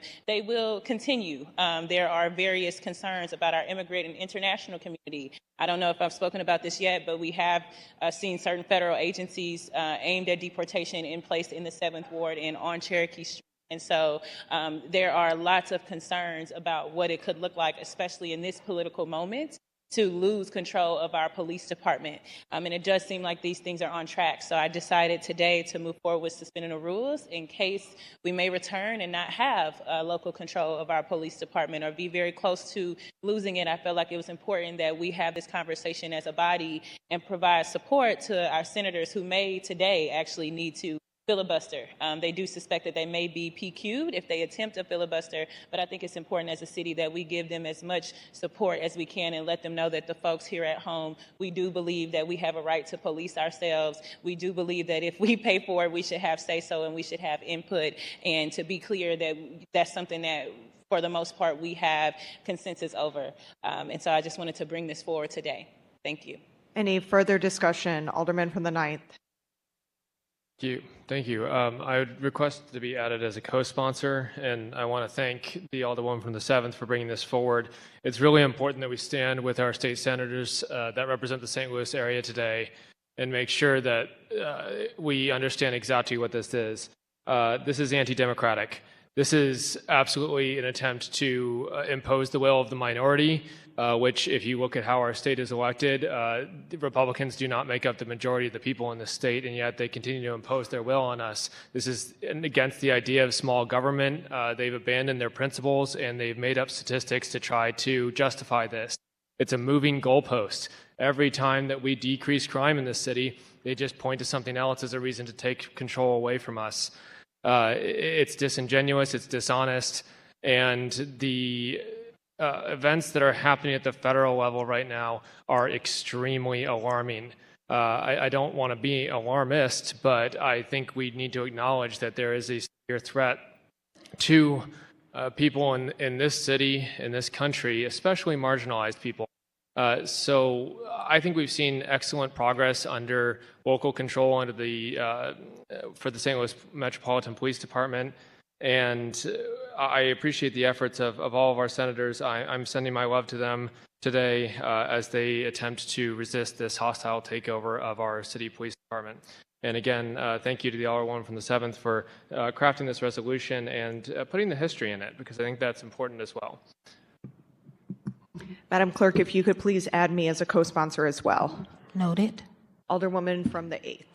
Thank you, Madam President, members of the board. I rise in support of local control of our city's police department, but I also want to point out that while this resolution may put a stake in the ground as for where the Board of Alderpersons stand, I think the most effective thing we could do is be an employer that our police department wants to work for. I think it's notable that the two police unions, both the POA and the Ethical Society, are lobbying on behalf of state control. They'd rather have the state of Missouri be their employer than the city of St. Louis, and I think this points to a lot of work that the city of St. Louis needs to do to be an employer that our employees want to work for. And in fact, I think that their lobbying on behalf of state control is the best thing that those in favor of state control have going for them, that the police officers themselves are pushing for the state of Missouri to be their police, to be their employer. And with that, Madam President, I just want to make it very clear that I think we have a lot of work to do on this part of the city to be an employer that our police officers would prefer to work for.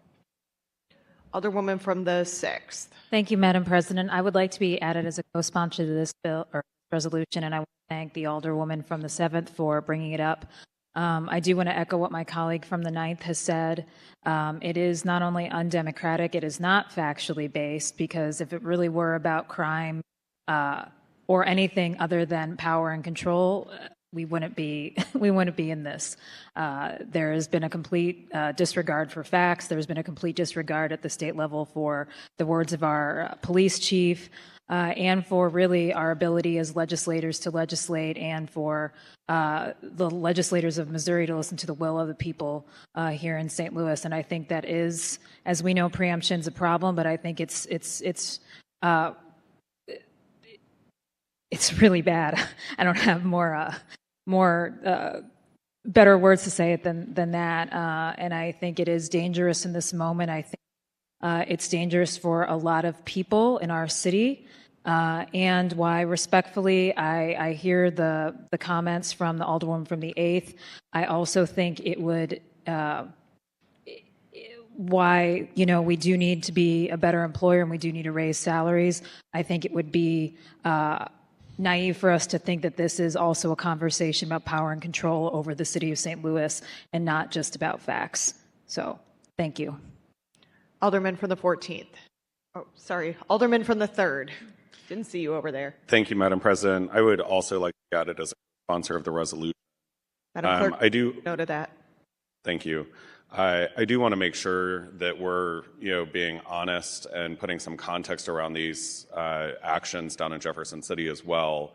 As someone who has served down here while we undertook the campaign to get local control back, it was something that I worked with at the time Mayor Slay and his office to ensure that we were able to, we went down there regularly lobbying folks in Jefferson City for local control. Those efforts would repeatedly fall on deaf ears in Jefferson City. So what ended up happening is we had to coordinate a statewide referendum to get local control of our police department back. So the actions that are being taken in Jefferson City right now are being done by people whose constituents themselves voted to give the city local control of their police department. They are going directly against the will of their own districts, their own voters, who gave the city of St. Louis control of their police department after 150 years of not having local control. I think it's important, one of our colleagues mentioned, the state, taking over and, changing of employers. That's not what this does. The police department would still be city employees. They would just be under the control of an autonomous board. And if Jefferson City wants to assume the $300 million cost of our police department, then they need to step up and actually put their, pocketbooks where their mouths are. If that's really their concern, then Jefferson City can step up to the plate. But that's not what they're doing. They're just trying to wrestle control away from the city of St. Louis, where local taxpayer dollars are paying for our police department, and we, as city government, should have a direct say in what happens with those taxpayer dollars. Underneath the previous board of police commissioners, there was mismanagement. There were political gamesmanships that were being played. The city had half the seats plus one. The mayor was the plus one and the determining factor. The governor appointed the rest.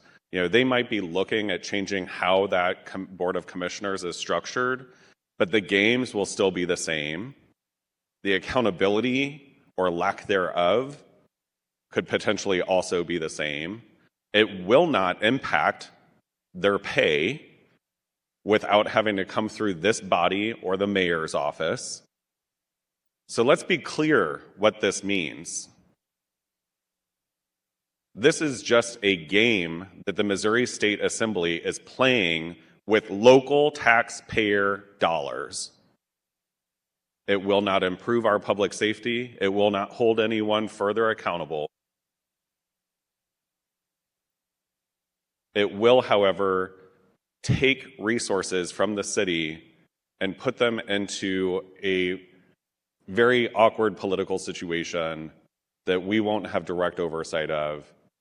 And we will lose the voice that our constituents have at the table to deal with policies that affect us each and every day. Specifically with respect to our public safety, which I think most of us will agree is the number one issue that almost every one of our constituents, business owners, stakeholders talks about when they call.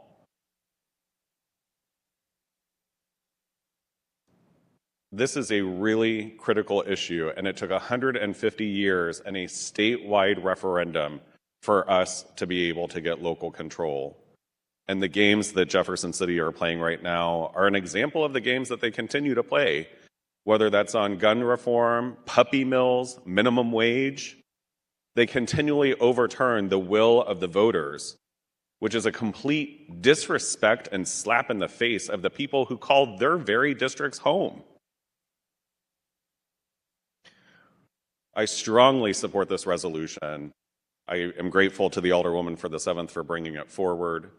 And I hope that we can have a real conversation around what local control means for the voters and the taxpayers of the city of St. Louis. And I hope Jefferson City learns and listens a little bit from that as well. A little experience would do them well. Alderman from the 14th. Thank you, Madam President. Members of the board, I would like to be added first as a co-sponsor to the resolution. Madam Clerk, please make note of that. Noted. I want to say amen to everything the alderman of the 3rd Ward said, especially in this legislation that is being considered in the state house when it comes to House members and also on the Senate side. I think he brought up a good point. While the police union and ethical society has made, pushing this, the reality is we as a city of St. Louis, will be taking that tab and still paying for everything when it comes to the police department. So as one of the colleagues brought up the employers, we as the city of St. Louis still would be the employers of the police department. However, not having direct input or control of our department. Serving in a state house for 5 years, when this argument came up, every time, my colleagues always wanted to say, we need to take over the police department because of crime. We need to take over the police department because those people in St. Louis aren't safe. Well, I want to say some facts. We are at a historic low under this leadership of the mayor, which don't always agree with, but under this leadership, our crime is at a historic low. We've given our police officers historic raises under this mayor. We just recently passed another bill to give them an additional 7% raise increase. We have a chief of police who wasn't my first pick, but has done a tremendous job with working with community organizations, actually showing up in neighborhoods, going to OVP kickbacks, and actually being present in the community. The tide is changing. Crime is down. And I always tell my Republican colleagues, you don't have those same issues when you go to a Cardinals game or Blues game. If you really want to have an impact on the direction of St. Louis or want to be able to help St. Louis, how about you invest in St. Louis and not try to control St. Louis? These actions from extreme MAGA Republicans on the state level is a continuation of trying to take away democracy in the city. It is a continuation of trying to take away people's voices of individuals who live here.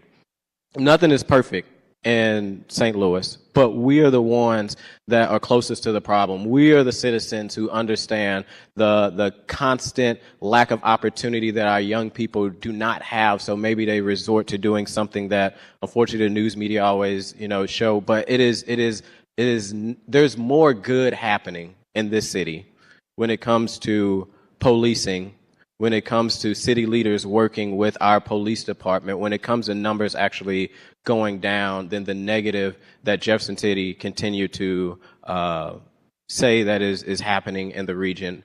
We have a governor who is now forcing and making this his main priority to take away local control. And what is shocking is the Republicans in Jefferson City always talk about how they care about local control and small government.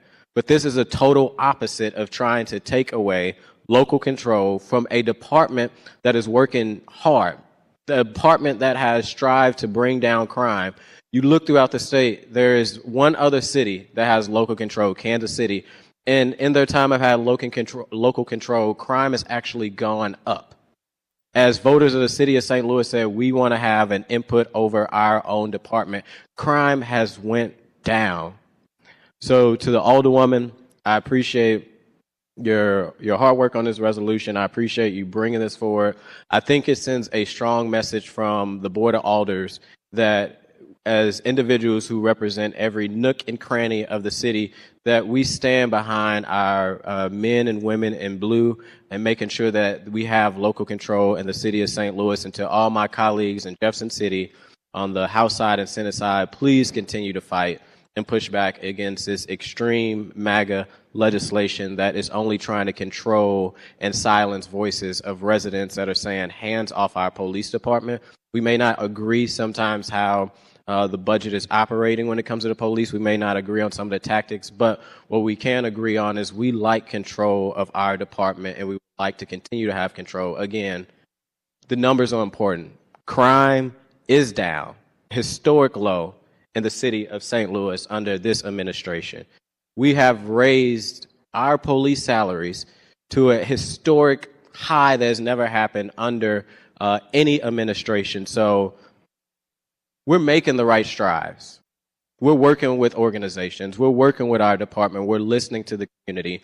And right now is not the time to go backwards when residents say we want local control. Now is the time to have and continue to have steady leadership that is working hand in hand with our police department, that's working with the community to ensure we make changes that we haven't before. Thank you again to the Alderwoman for this resolution. And with that, I close. Alderwoman from the 12th. Madam President, members of the board, I am kind of in shock when I hear the alderman from the 3rd talk about the political games that are occurring, because I was here way before he was, since 1991. Because of the racism down at this board, I was gone for 10 years. And then and let's talk about in April, when racism again reared its ugly head, and you took seniority away from my community that had spoken very loudly about who they wanted to represent them and the power they wanted. So we do not get to recreate history, because when I came back in 2013, we were taking the police back over after a lot of years. And I did not support us taking it. As a committee woman, my ward didn't support it. We didn't support also going from 28 to 14. Thought they were bad ideas. The reason is that I knew that the mayor, who the alderman from the 3rd just talked about, Slay, was not mature enough to handle the police department. One of the first things he did was to do a double promotion so that Sam Dotson could be the police chief. Not going through anything about what should be done and fair, or anything about what your strengths and weaknesses were, but Sam Dotson became his pet police chief. That was one of the things I didn't want to see. The alderman from the 3rd talks about, we had a police board that had all kind of problems. We don't have a police board at all. I used to go to the police board meetings, and the people had a board that they could come to and make complaints. I tried on several occasions to talk about if we could set up a police board since we had our own police back. No, we could not. Sometimes, and I've heard this current police chief talk about he reports to the mayor. He does not. He reports to the public safety director. I don't like to see the politics that go on, that's been going on since we took the police board back, or the police department back. I intellectually believe that all cities should control their own police department. What I don't like is what has actually happened. And when I hear people talking about all this crime going down and how good the police respond, that is not what has happened in my community. In fact, Alderwoman from the 13th voted no about bringing this resolution. I didn't vote no because I do think that let's bring it and let's talk about it.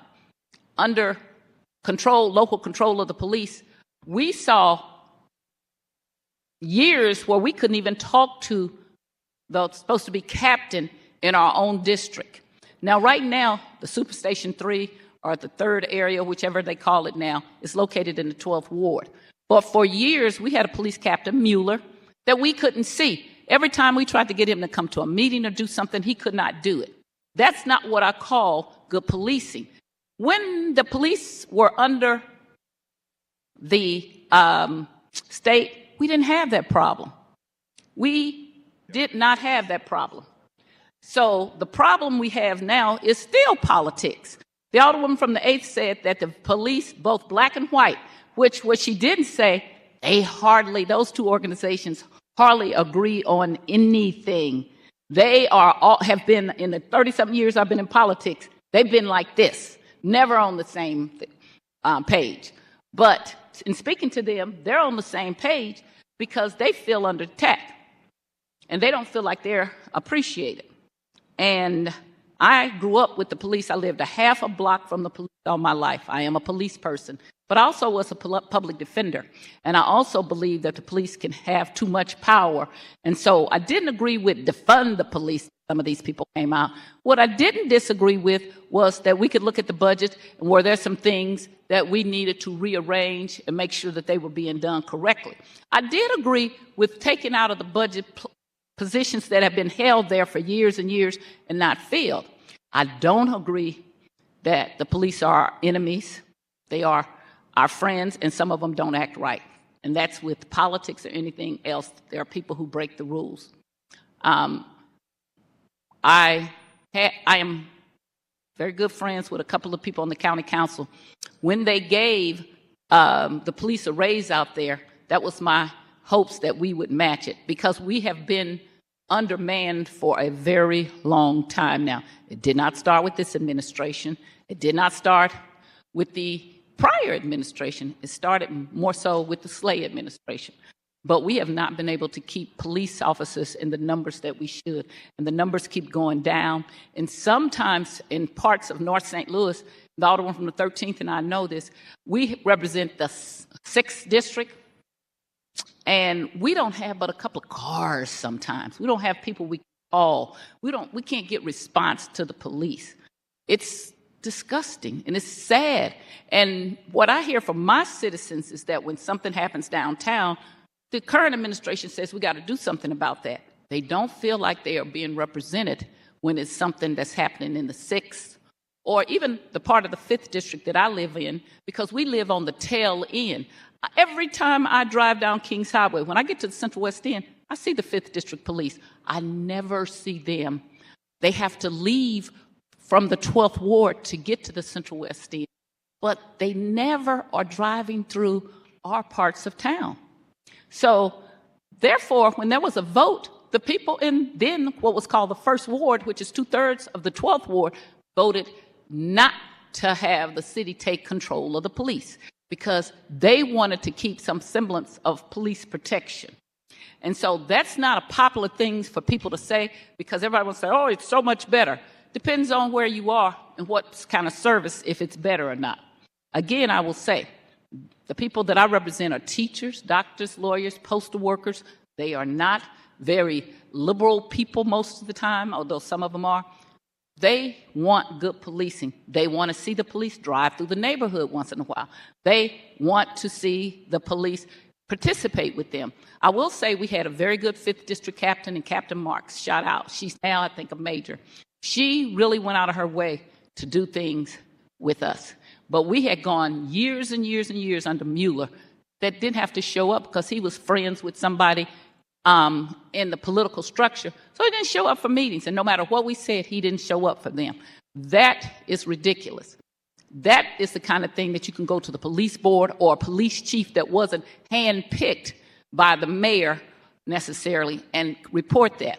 I've been here the whole time as we continue to change how our police force operated. When Clarence Harmon first got in, we were saying we did not want to go to super stations. They went anyway. We did not want that. We wanted to keep neighborhood police. In fact, we still have neighborhood fire departments.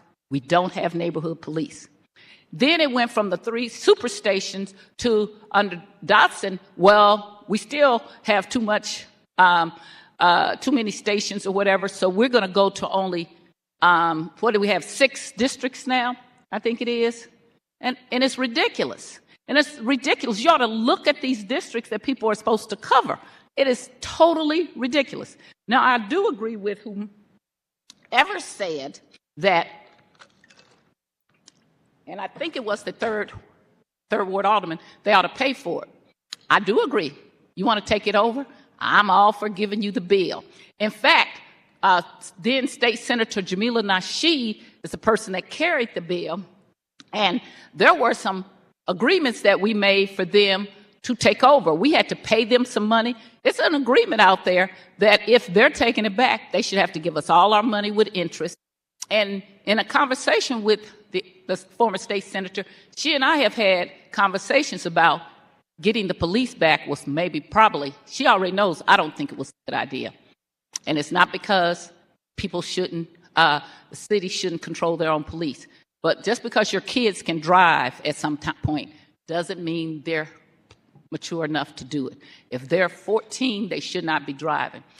I have not seen the improvements that was promised by controlling our police. And again, I want to go back to what the 8th Ward Alderwoman said, and that is to look at the 2 different unions, agree on something.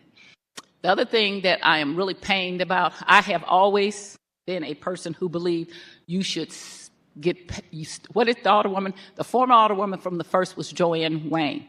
And she used to say, you should get paid where you stay, or you should stay where you get your pay.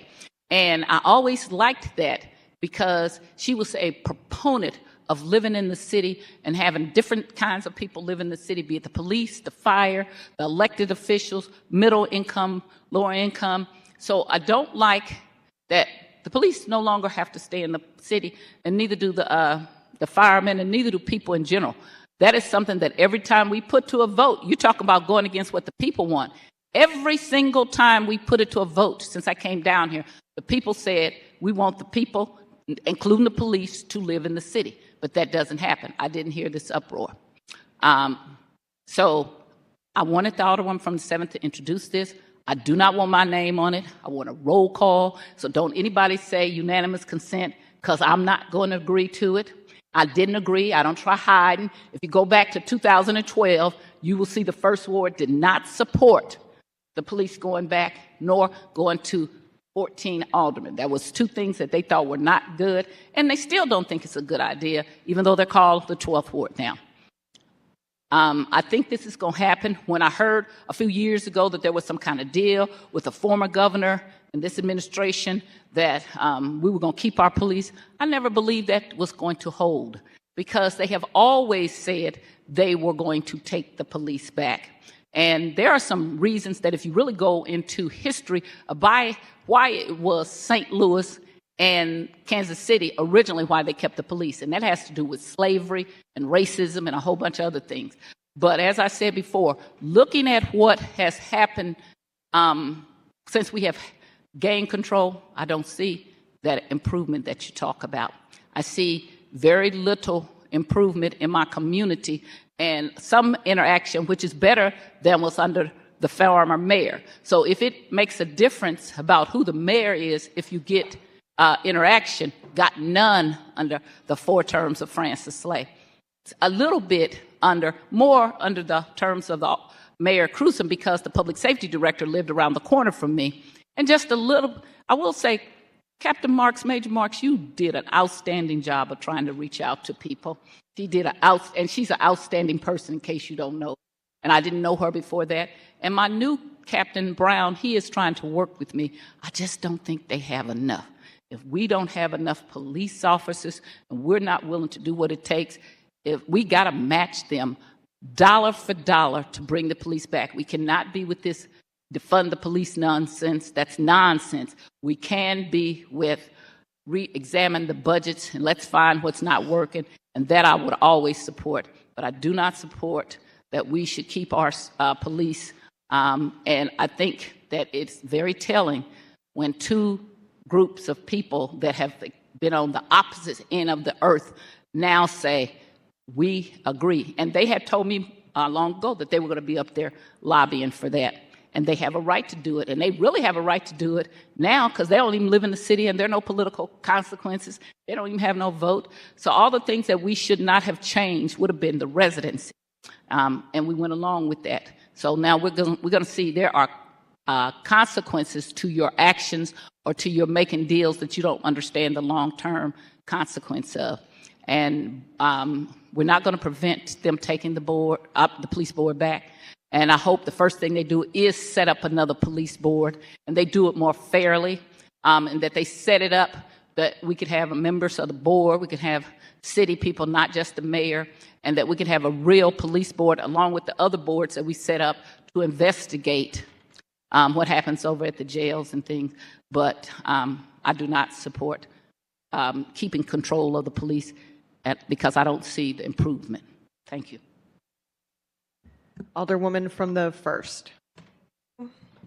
Thank you, Madam President, members of the board. I rise in support of this resolution. There's legislation in front of our state to remove local control from the city police, or from the city of the police. And this has, as many have pointed out, already been something that the voters have said that they support, having the city maintain or to have local control in the first place.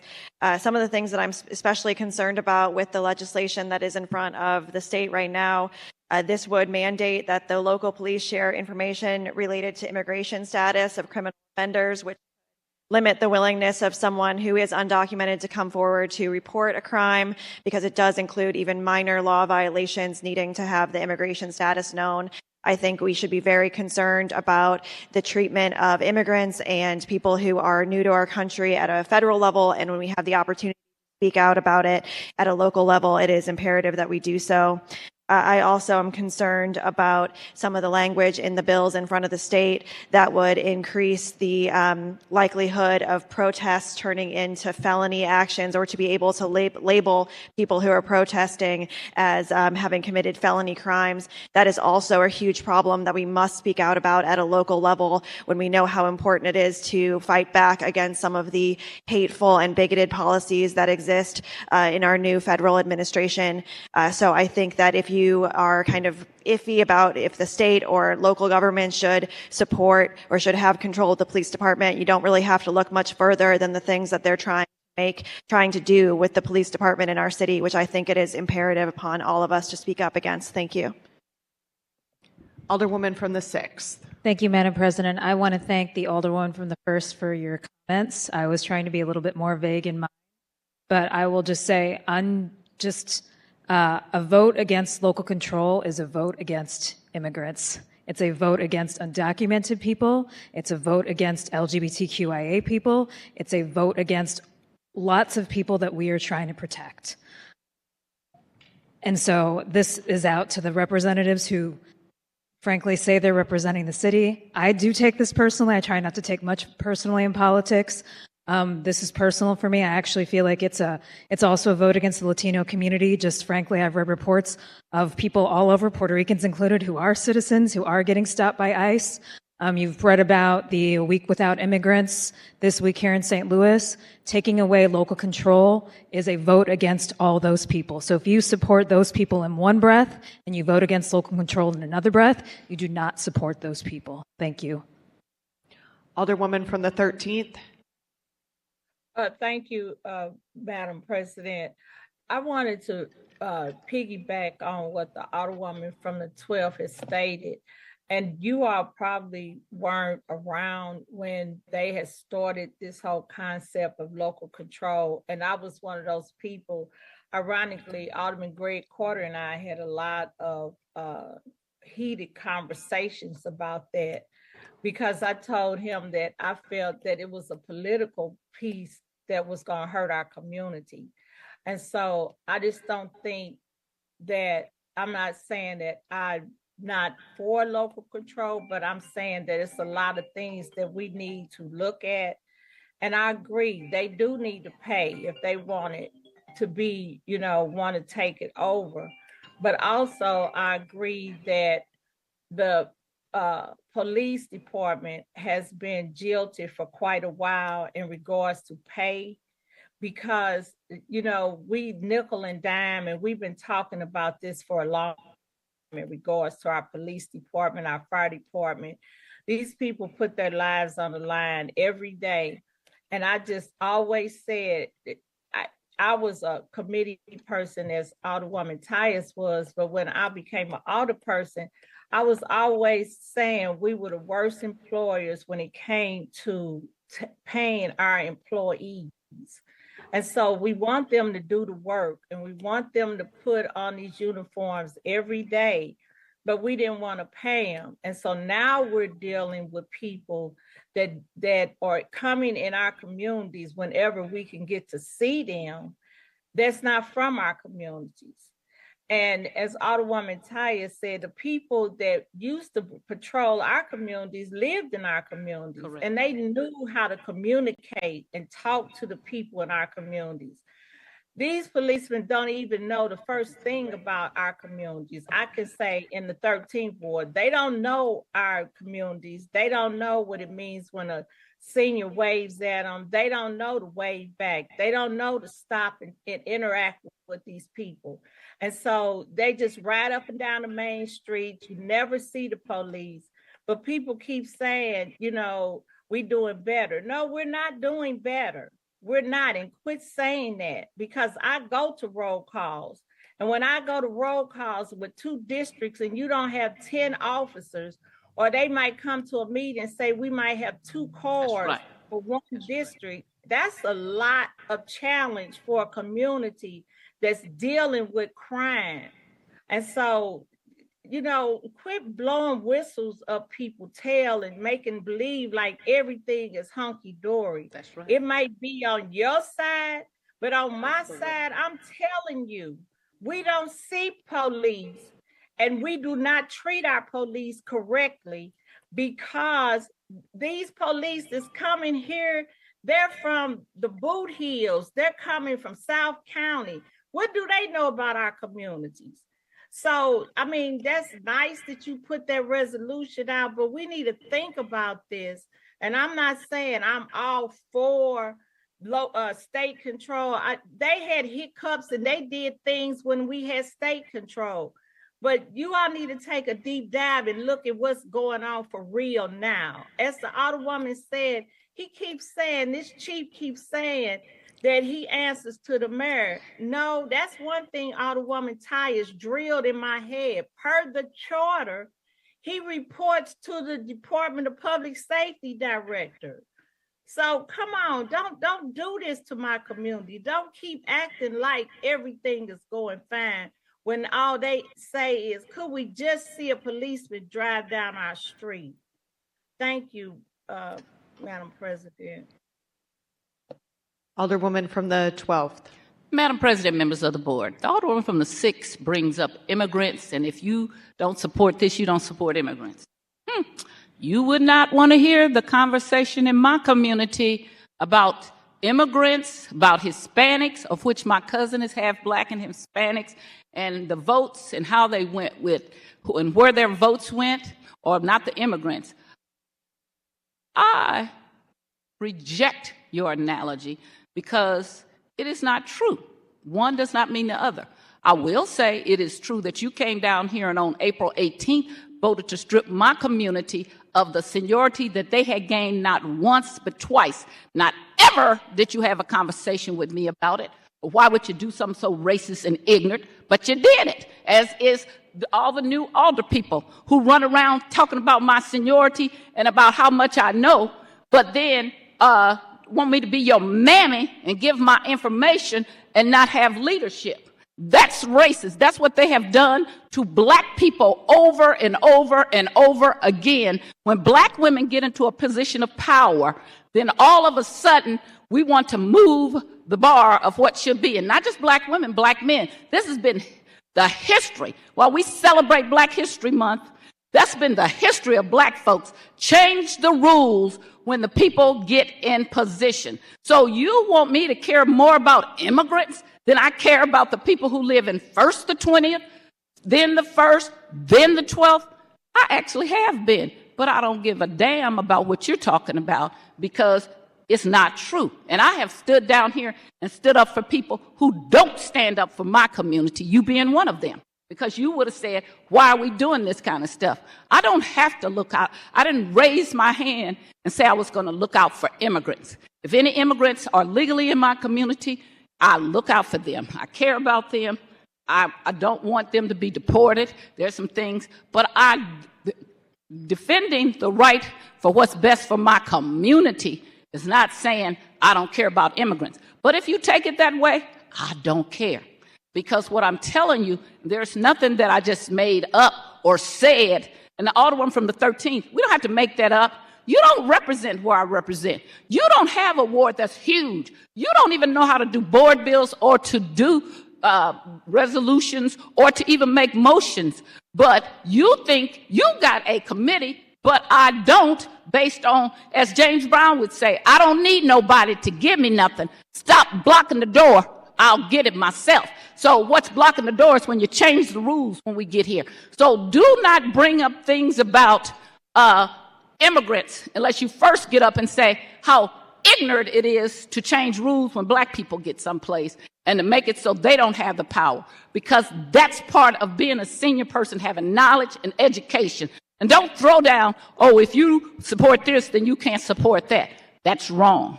That is wrong. But if you think that, that's all right with me, because I still don't support it. And I don't support it based on the facts of what happens in the 1st ward, the 20th ward, and now the 12th ward. I don't support that because we don't get good policing. And if you want to convince me, then I want to see the policing, as I said before, to go home. I have to leave this Board of Aldermen and I go down Highway 44, or sometimes I'll go down Market Street, and I go down Forest Parkway. But when I go through the Central West End, which I always go through, I always see the 5th District Police.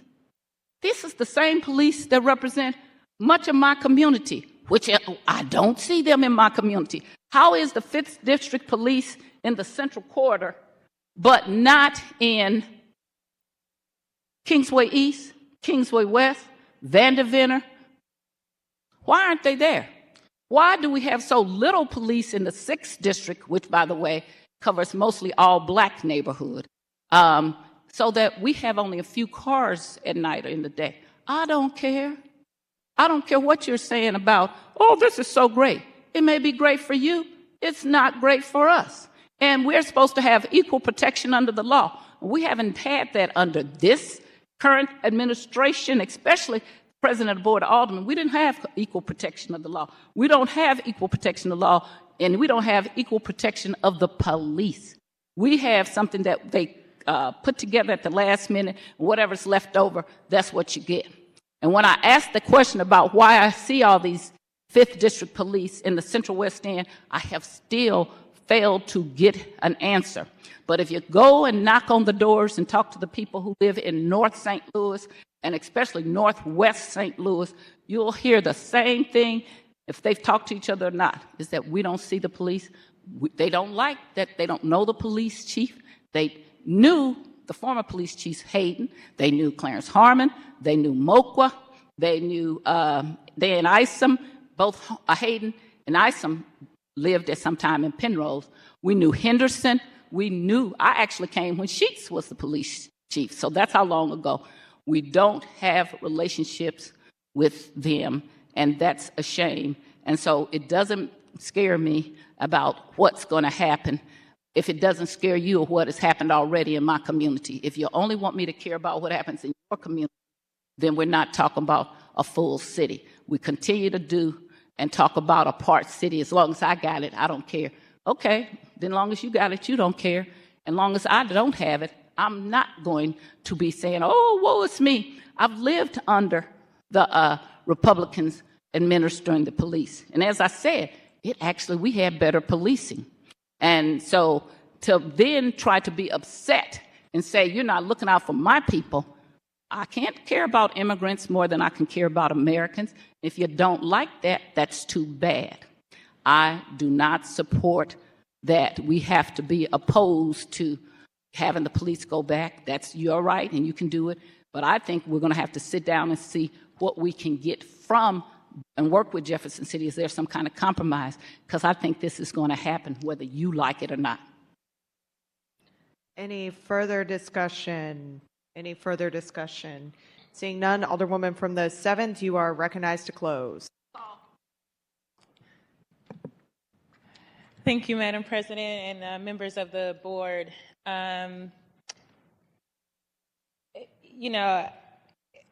Obviously, policing is a very nuanced conversation, and people have a lot of different feelings when it comes to policing. I think that I come from a ward and represent a community that really emphasizes the importance of police accountability and police oversight. Not necessarily that the majority of them want to defund the police or that they want to harm the police or believe that every officer is their enemy, but they certainly do think that there is a history that is well documented of police abuse, of police corruption, and obviously that is a part of what comes with when groups have power. And so I really, today, just want to say that facts matter.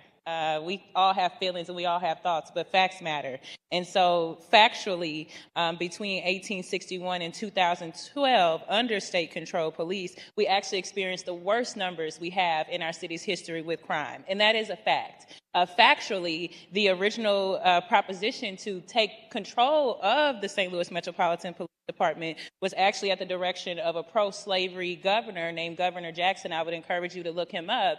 At the time, he wanted to take control of the city's police department because he wanted the Confederate Army to be able to have more support and to be able to access the weapons and arsenal. Again, that's a fact. Facts matter. Another fact is that this is an unfunded mandate. Again, whether we agree on how structures of police go, I think that, even America itself was founded on this idea of no taxation without representation. And yet we have a state that is telling us that we are supposed to pay for this out of our pocket, but we're supposed to have no input and have no say-so. Again, that is a fact. Facts matters. Another fact is, regardless of how individuals of this body may feel, no individual of this body has voted against any of the police races that have come in front of us. Not a single one of us. And in the past 2 years, police have received 2 police raises. The last one, I believe, took them from $53,000 to $57,000 on the starting salary. Again, these are facts, and these facts matter. And so when we're having this conversation about the police, I think it's important that we as a city and as leaders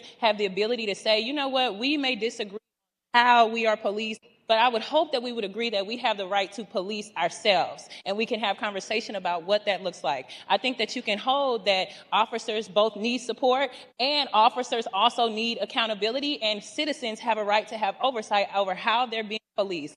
I do not like when we paint these binaries as if they don't exist, as if all these things cannot be held at once. And again, everything I just said was a fact. Another fact is that the state, not just St. Louis City, the state all voted and said, you know what, we believe that St. Louis City has a right to police itself. So that is another fact, that you have state leaders and state elected officials who are overruling the rule of the people. Once again, a fact matter. And I know it was mentioned earlier by a comment that, the unions have found joy and have found common ground on this. I think that's shameful. And I want to say that on a record very clearly, that I think it is a shame that the thing that police unions can find solidarity on is taking away people's right to police themselves. And I think that is why a lot of people within a community have distrust for a police department, because those are the types of things that you find unity on. Let's find unity on gun control. Let's find unity on what we can do to decrease the amount of people who are killed. Let's find unity on how we can create relationships between police officers and community members. But to find unity on people's right to police themselves, and again, I also don't hear any. And if you're going to take control, then you also need to pay for it. And so I'm going to go on the record. I don't care what police union, anybody who is an advocate or a supporter for anything other than local control, you should be ashamed of yourself. And I don't care if you're a police or any other entity with political power or political thing, you should be ashamed of yourself, that this is not coming from people because they're concerned about the interests of St. Louis City. You're telling me that the same people who want to take away the earnings tax, I'm supposed to believe that the reason they want to take over the police department is because they're so concerned about the success of our city. I don't believe any of that. And I think it is shameful for any of us to buy into that. As far as, some of the comments that were made earlier, particularly in regards to communities of concern, one of the things that is in the legislation that is moving is that there's an ask in one of the pieces that is moving through the state right now, that as a part of police stops, could there be an ask about immigration status?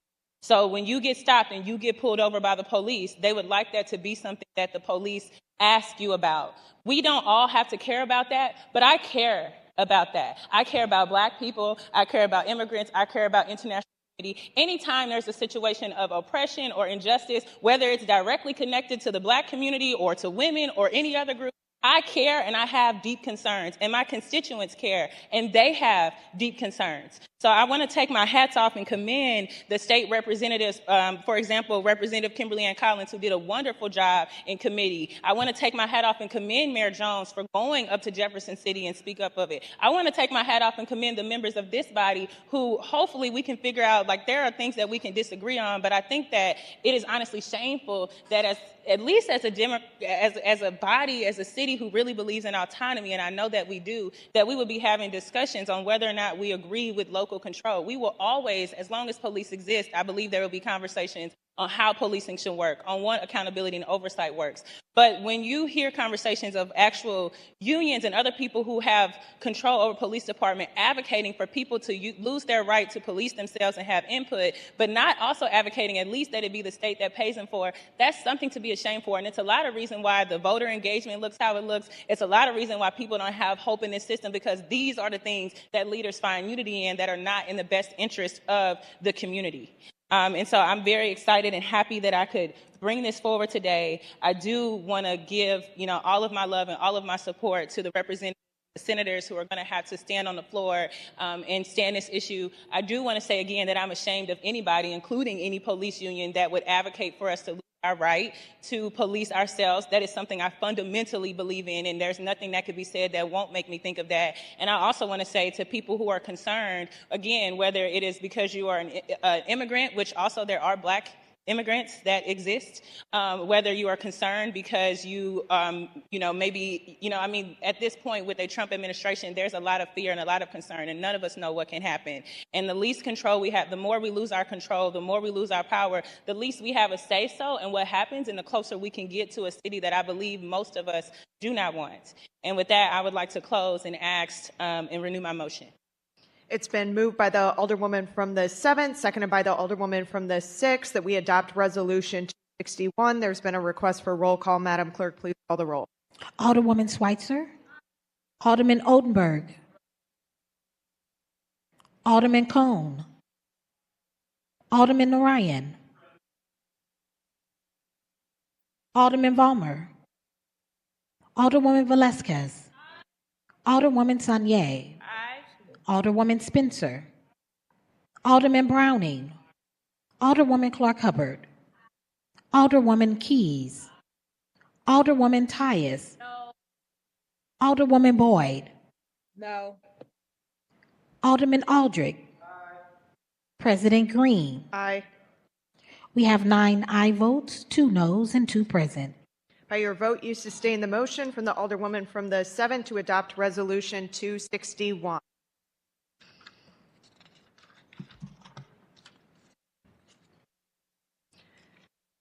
Second reading resolutions, committee reports.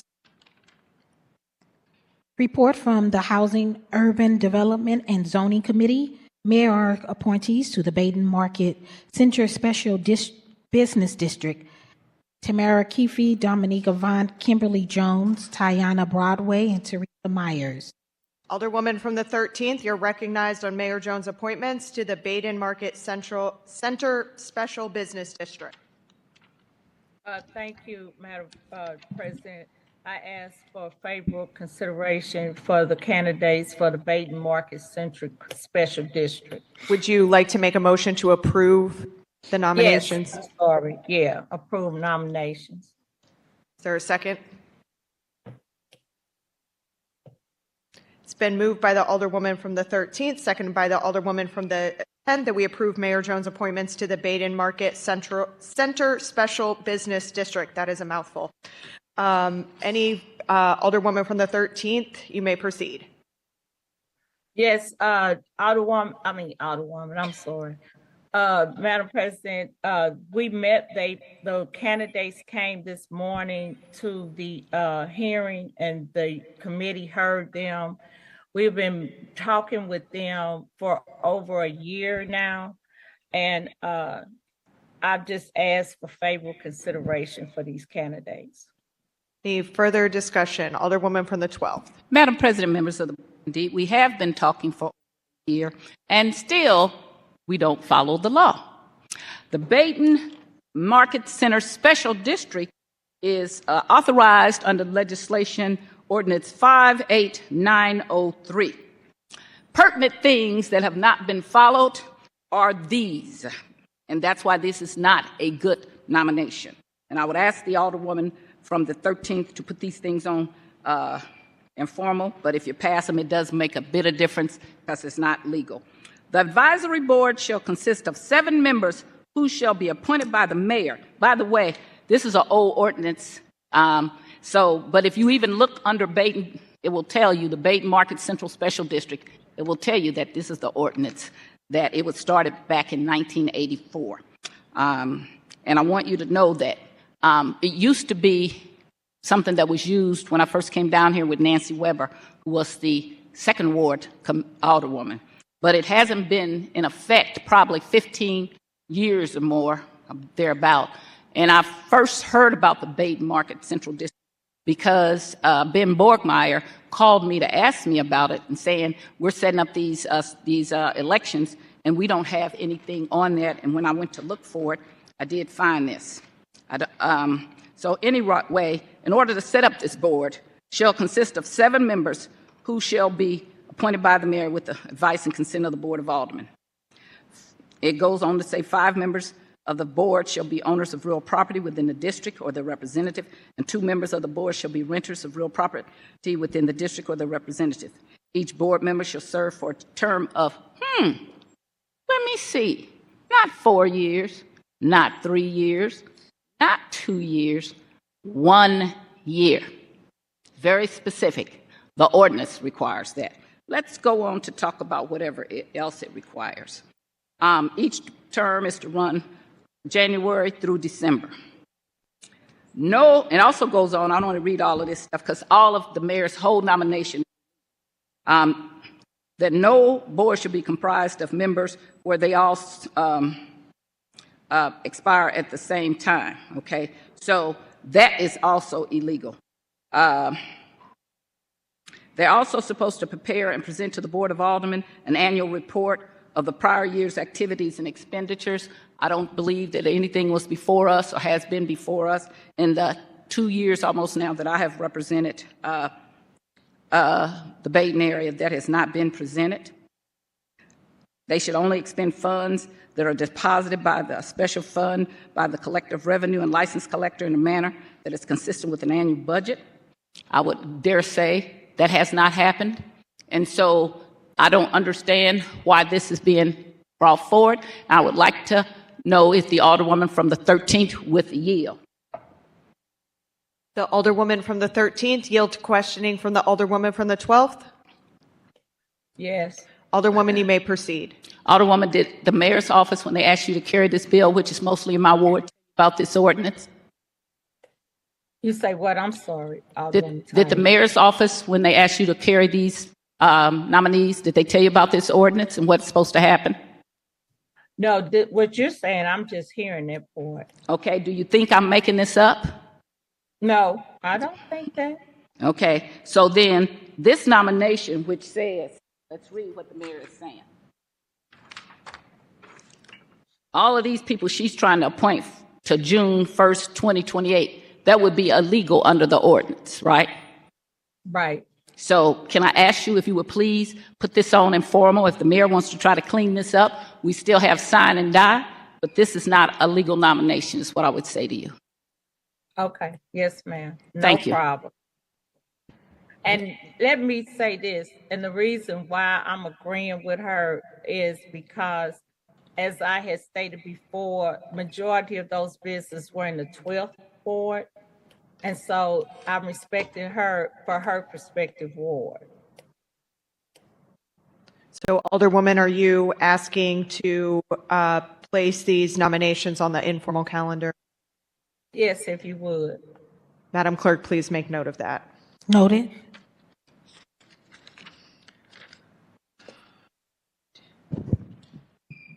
That is the extent of the mayor's appointment. That is the extent of second reading resolutions, committee and reports, and adoption. Alderwoman from the 10th, you're recognized on the motion to adopt the courtesy resolution consent calendar.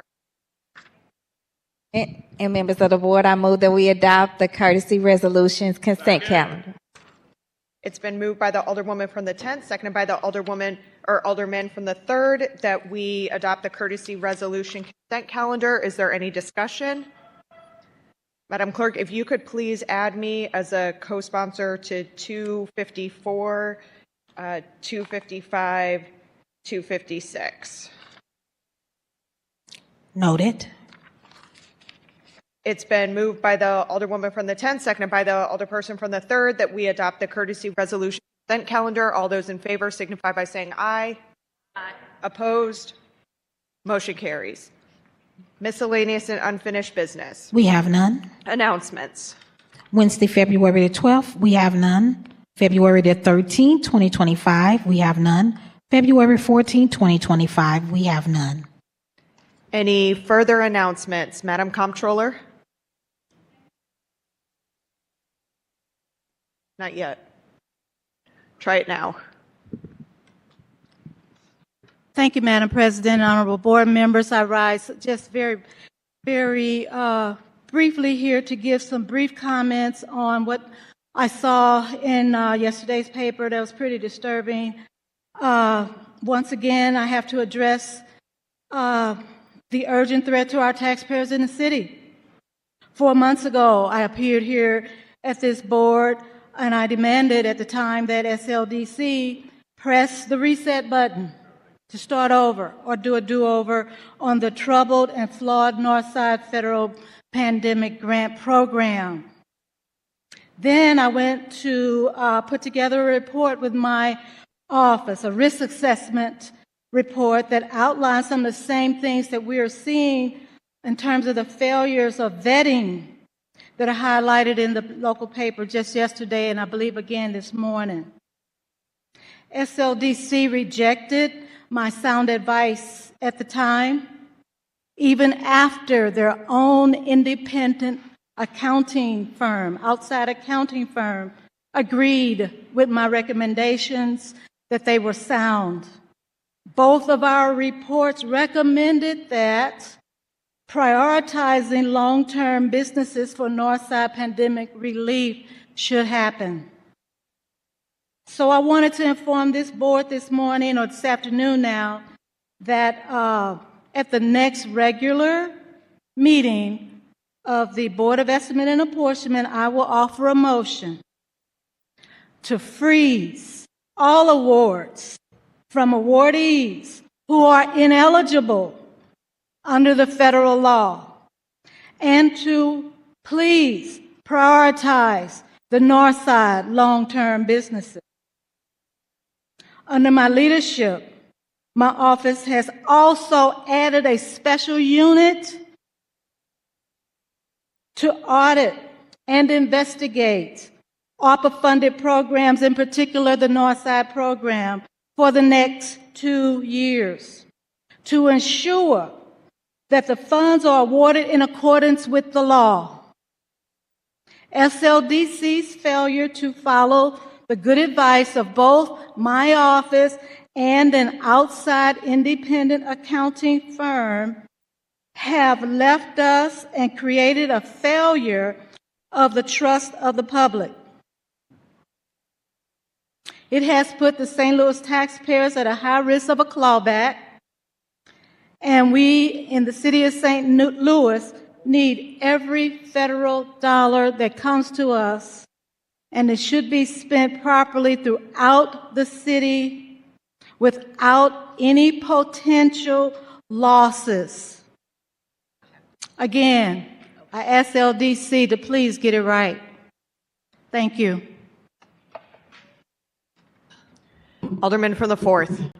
Thank you, Madam President, members of the board. On a less serious note, I guess, since this is the last meeting that we're going to have for a while. First, I just wanted to point out that the next meeting will be sine die. That'll be after the elections. There may be hurt feelings, things of that nature, but I just want to say for the last 2 years, it's been great to serve with all of you. Then also wanted to make sure to invite everyone to St. Patrick's Day, March 17th in Dogtown. It's always a good time. And then on a more serious note, still going, kind of with the St. Patrick's Day vibe. In St. Louis here, we've had a rich boxing history for a long time. The South Broadway Athletic Club, there's boxing, coming back. The Irish American community has historically been in the 4th Ward, and there's a strong boxing tradition there. I have friends and constituents who are Irish Americans who box. And at a super featherweight fight in Belfast, John Cooney died after a fight where he was defending his title. It's just a reminder of what these guys go through for sport and entertainment. When something like that happens, it affects the entire boxing community and the entire Irish community and Irish American community. And I would just request a brief moment of silence for John the Kid Cooney. We could please stand and bow our heads for a moment of silence.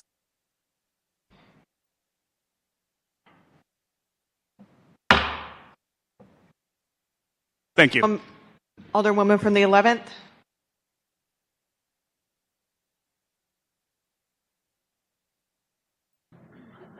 Testing. Thank you. Thank you, Madam President, members of the board. Unfortunately, I missed speaking about our honored guest today, but I do want to give accolades to truck number 205, Anita Clayton and Mark Littlejohn on truck number 111, Matt Eshwin and Aaron Watkins for cleaning up and replacing a dumpster in the 11th Ward, and for their quick response. You know, these men and women who do this work oftentimes are almost invisible. You know, we want the work done, but we don't always uplift them in the way that we should. And so I just wanted to throw those few names out there, along with Randy Breitenfeld, you know, for all of his assistance. He always answers back, usually within the same day. That's right. And so they are trying, and I want them to know that we are appreciative. Additionally, while I was sitting here, I got a text from my son who is in Oberheim, Germany. And so I want to just briefly give his, I guess, assessment. He says, Alderwoman Tyus always has history on her side watching this in Germany. Alderwoman Tyus continues to advocate for the facts, policies, and procedures. I definitely agree with her. Crime is down depending on where you live in St. Louis. And so I wanted just to let Alderwoman Tyus know that you've got a fan in Oberheim. Thank you. Any further announcements? Alderwoman from the 12th. Madam President, members of the board, first of all, I want to thank the comptroller for appearing before us to give us a heads up of her report.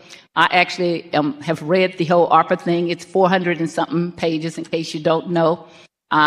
So she's doing the right thing. Some of the times she may have not done as much as she could, and I want to take the blame for that. I really encouraged her to work with this mayor. And so some of that she should have come out a long time before that. I was hoping that this could be something that could be worked out. If it cannot be worked out, then you have to call it what it is. And so the comptroller is doing exactly the right thing in her capacity as the comptroller to say this is not correct and we have to do it correct. Everybody keeps talking about conflict of interest. Every place I go, I still hear about conflict of interest. Actually, in the ARPA legislation, there's also something they call appearance of impropriety. And it doesn't mean that you have to actually had a conflict, but the public feels that it's an appearance of impropriety. Often down here, the public thinks that we are doing something wrong and an appearance of impropriety, and the ARPA funds is at the top of the list. I also want to piggyback off what the alderman from the 4th talked about boxing. So a year ago, I've watched boxing since I've been a little girl. I actually saw all the Ali fights. I saw Robinson fights. But when I got to be a big kid, I became a sissy. I don't really like to watch boxing anymore. But about a year and a half ago, there was a thing for a Tandy, which is now in my ward, is in the Greaterville area. Tandy, they needed a boxing place, and it was falling through. I was able to call up to the boxing people who administer the boxing. I paid my money myself out of my pocket. When I tell you, it was the most enriching thing I ever went to. And this is the reason. They had mothers, fathers, more fathers than I've seen at anything, children. People came from South St. Louis. They came from Illinois, from North St. Louis. It was wonderful. I stayed the whole time. And because it wasn't as, it was younger people, it wasn't as violent. As I said, I don't like to see people hitting each other now, but when I was little, my uncles watched it, so my sister and I got right up under my mother's brothers, and we watched all of that. But I do agree it is a wonderful sport, and I would like to see us do more of that all across the city. And as I said, a lot of people came from Illinois, but the fathers that were there and the sisters were there. It was wonderful. I changed my opinion about boxing right then and there. I also want to talk about something that was really nice that happened to me. Usually on Fridays when I leave here, I love to go to Applebee's and eat by myself, and I go to different ones. and I talk to the people there, and usually it's on Forest Park. And I'm in Applebee's Friday, and I'm having a meeting with someone, and we're just laughing and talking, and I see this gentleman, and I'm like, he looks so familiar. Who is that? And so he kept staring at me like, wow, you look so familiar. So finally I said, you look familiar. Do I know you? And he said, I don't know if you know me or not. I said, what is your name? He said, Mike Jones. Well, it went ding, ding, ding, ding, ding, because he had all the Rams and things on. He had this big ring on his finger, a Super Bowl ring. And if you remember, Mike Jones was the one that made us win the Super Bowl because he stopped them from making a touchdown. So I was like, oh, yeah. And he said, well, what is your name? I know you, too. And I said, Sharon Tyus. He said, you're that alderwoman. Whoa, you bring fire. He said, we were just talking about you, because he was sitting right behind me. And I said, oh, that's not true.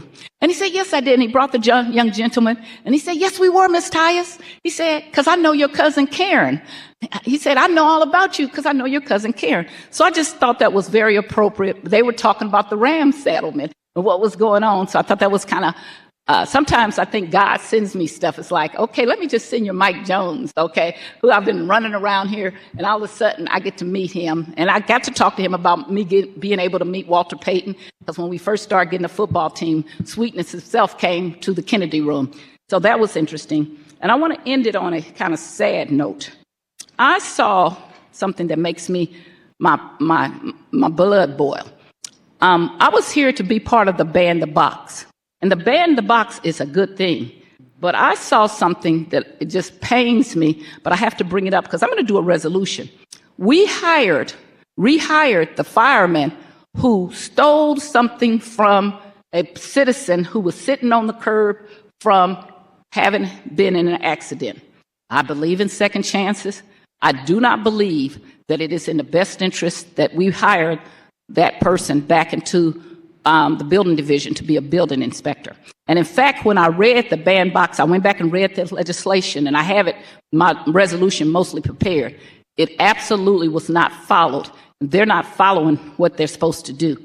You give people a second chance, but when you steal from somebody who is sitting on the corner in an accident celebrating his 18th birthday, and 4 people in the car get killed, and then you steal his wallet, and you then go keep his money, his birthday cards, and you use his credit card on 3 different occasions, that fills me with a lot of pain. As a public defender, I have represented people like that. And he rightfully, I know his lawyer, Joel Swartz, and I, we were public defenders together. I know Judge Vincent because he was the circuit attorney. I know these people. I know this young man has been not in trouble before, and he was a standout person in sports in both his high school and in college. And I do believe he should get a second chance.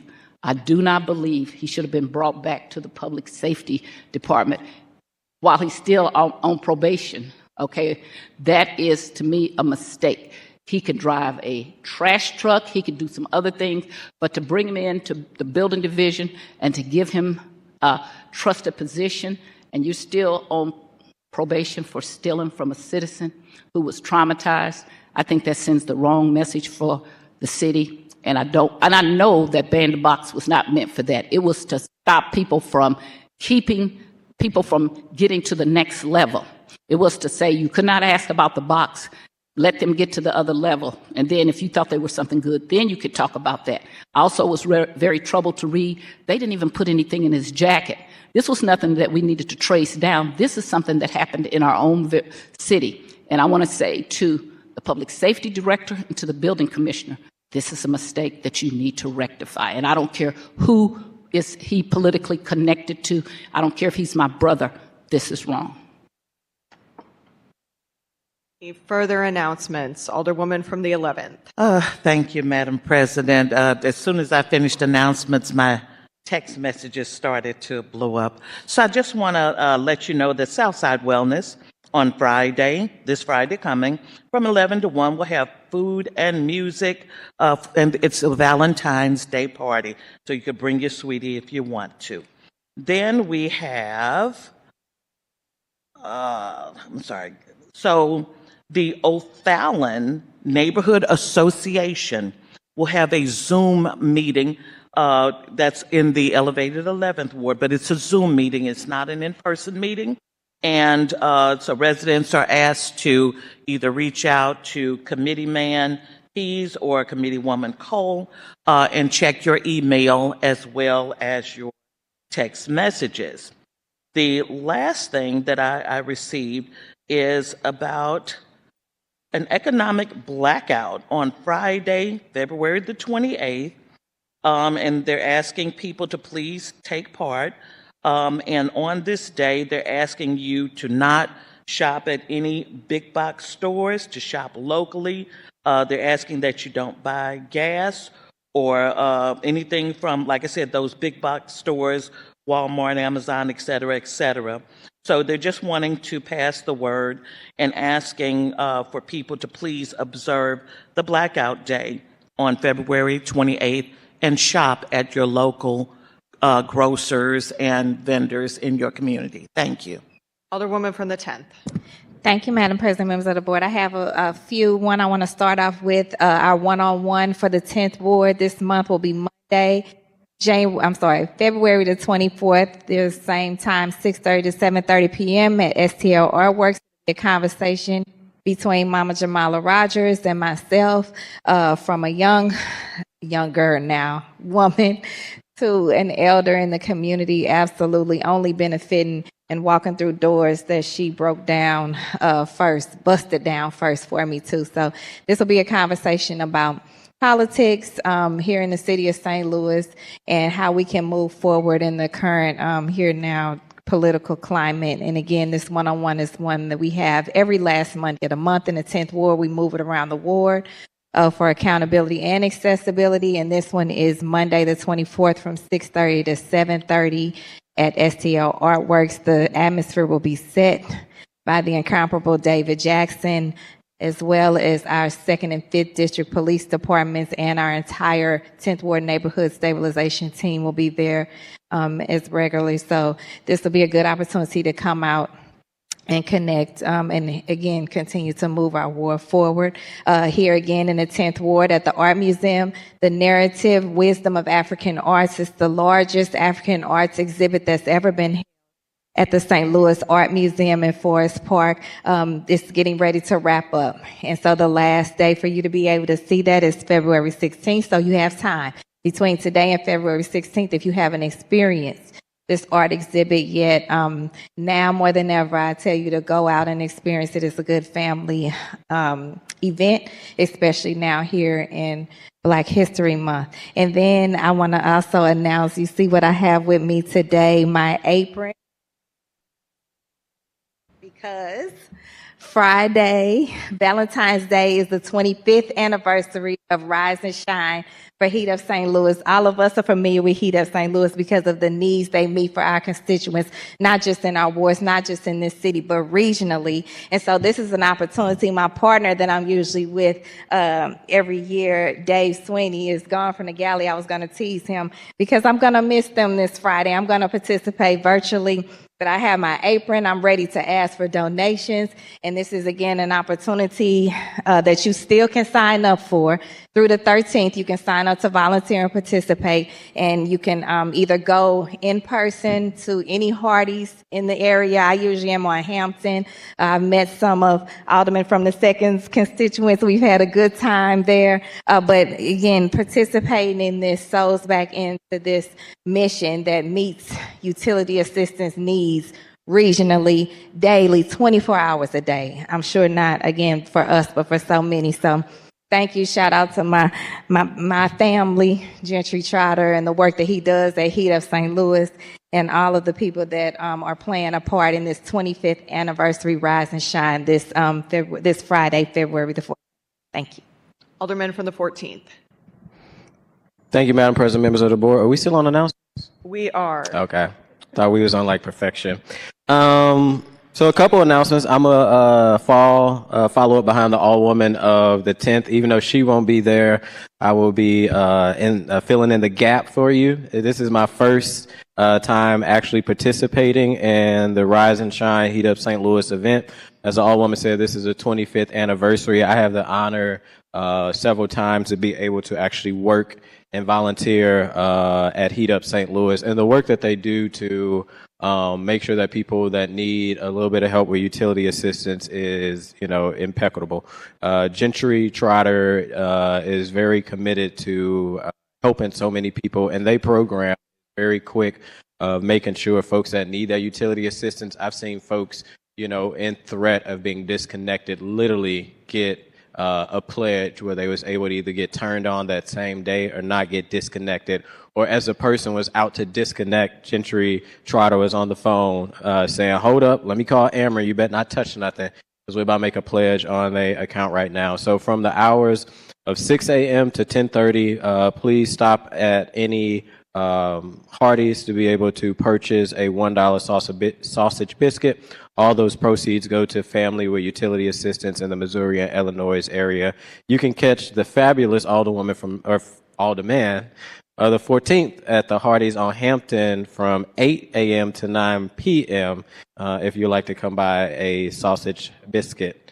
8 a.m. to 9 a.m. I was thinking of the Alderwoman of the Elevated 11 Vibrations. It's a Instagram video, but from 8 a.m. to 9 a.m. you can catch me there. Also this Thursday, Cap Car is having a virtual meeting where myself and Alderwoman Clark Hubbard will be talking about public safety and the Public Safety Committee and some of the work that we've done here at the Board of Aldermen for the last, over this last year. Starting at 6 p.m., it will be virtual, so please come on out virtual if you can. Also, February the 20th, I want to invite everybody out to a Black History Month celebration that is presented by the Recorder of Deeds, Michael Butler, hosted by Recorder of Deeds, Michael Butler, Alderman Rasheen Aldridge, Alderwoman Laura Keys, Alderwoman Alicia Sanye, License Collector Mavis Thompson, Esquire, Circuit Attorney Gabe Gore, where we'll be honoring 3 people. The event will take place here at City Hall from 6 to 8 p.m. It is always a good time, always have great food, and it's just something that I really think that the recorders, when we talk about different heritage and different people's history, it's another way to make sure that we celebrate that. Also, just want to ask everybody, please, to stay safe. We are expecting to get between today, mainly tomorrow, 3 to 6 inches. Please, if you can, do not park on snow routes where the storm is potentially coming. The city has already been out pre-treating roads. If you live on hill routes, which I know in the Alderman from the 4th Ward, please let your constituents know, because I know this was an issue last time, if they could park on the opposite side of the street from 9 a.m. to 5 p.m. from Tuesday to Wednesday will be helpful to make sure those snow routes are able to get through. And I want to wish all my colleagues, and I don't know which camera it is, I do it presidential, and everybody in the city of St. Louis a happy Valentine's Day, and I hope you enjoy Valentine's with your loved one. And I would like to make a motion that we do not take any more announcements. Watch it now.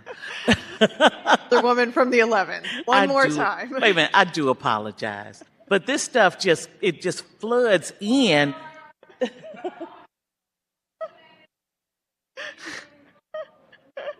When you remove yourself. Roll call. I believe a conspiracy is a. So, but I did want to acknowledge that Valentine's Day is coming on the 14th at Harris Stowe, which is in the elevated 11th Ward. Shout out. And so they will be hosting Phil Perry, the singer, the crooner, on Valentine's Day at Harris Stowe. If you have not yet bought your tickets, there still is time. Please come out and support Harris Stowe, but also listen to some great music with a loved one. Thank you. I don't have anything else, I swear to God. Alderwoman from the 7th. I will be quick, Madam President, members of the board. I just wanted to make sure that I echo what the Alderman from the 14th said about the weather that was coming, and make sure constituents know if you have any questions, obviously you can email me. And then I also wanted to give a reminder of office hours for this month. That will be on February 26th from 12 to 1:30 at the new juicing store that is on Cherokee Street. And then that evening from 5:30 to 7 p.m. at K-Bop, that is also on Cherokee. I want to put those on record. Thank you. And also just wanted to thank city workers who I think they're going to be pulling overtime and doing a lot of shifts and being on call to prepare for the Blitz. So I just want to also thank all the city workers who I know always have a heavy workload and are about to have an even heavier workload, and thank them in advance for making sure that our streets are safe. Any further announcements? Alderwoman from the 10th, you're recognized on the motion to excuse. Thank you, Madam President, members of the board. All members were present this morning. Alderwoman from the 10th, you are recognized on the motion to adjourn. Thank you, Madam President. I move that we adjourn until Monday, April 14th, 2025, in the full board Alderman chambers. Sine die. Been moved by the Alderwoman from the 10th, seconded by the Alderman from the 14th, that we adjourn until Monday, April 14th, 2025 at 10 a.m. in the Board of Aldermen chambers. All those in favor signify by saying aye. Aye. Opposed?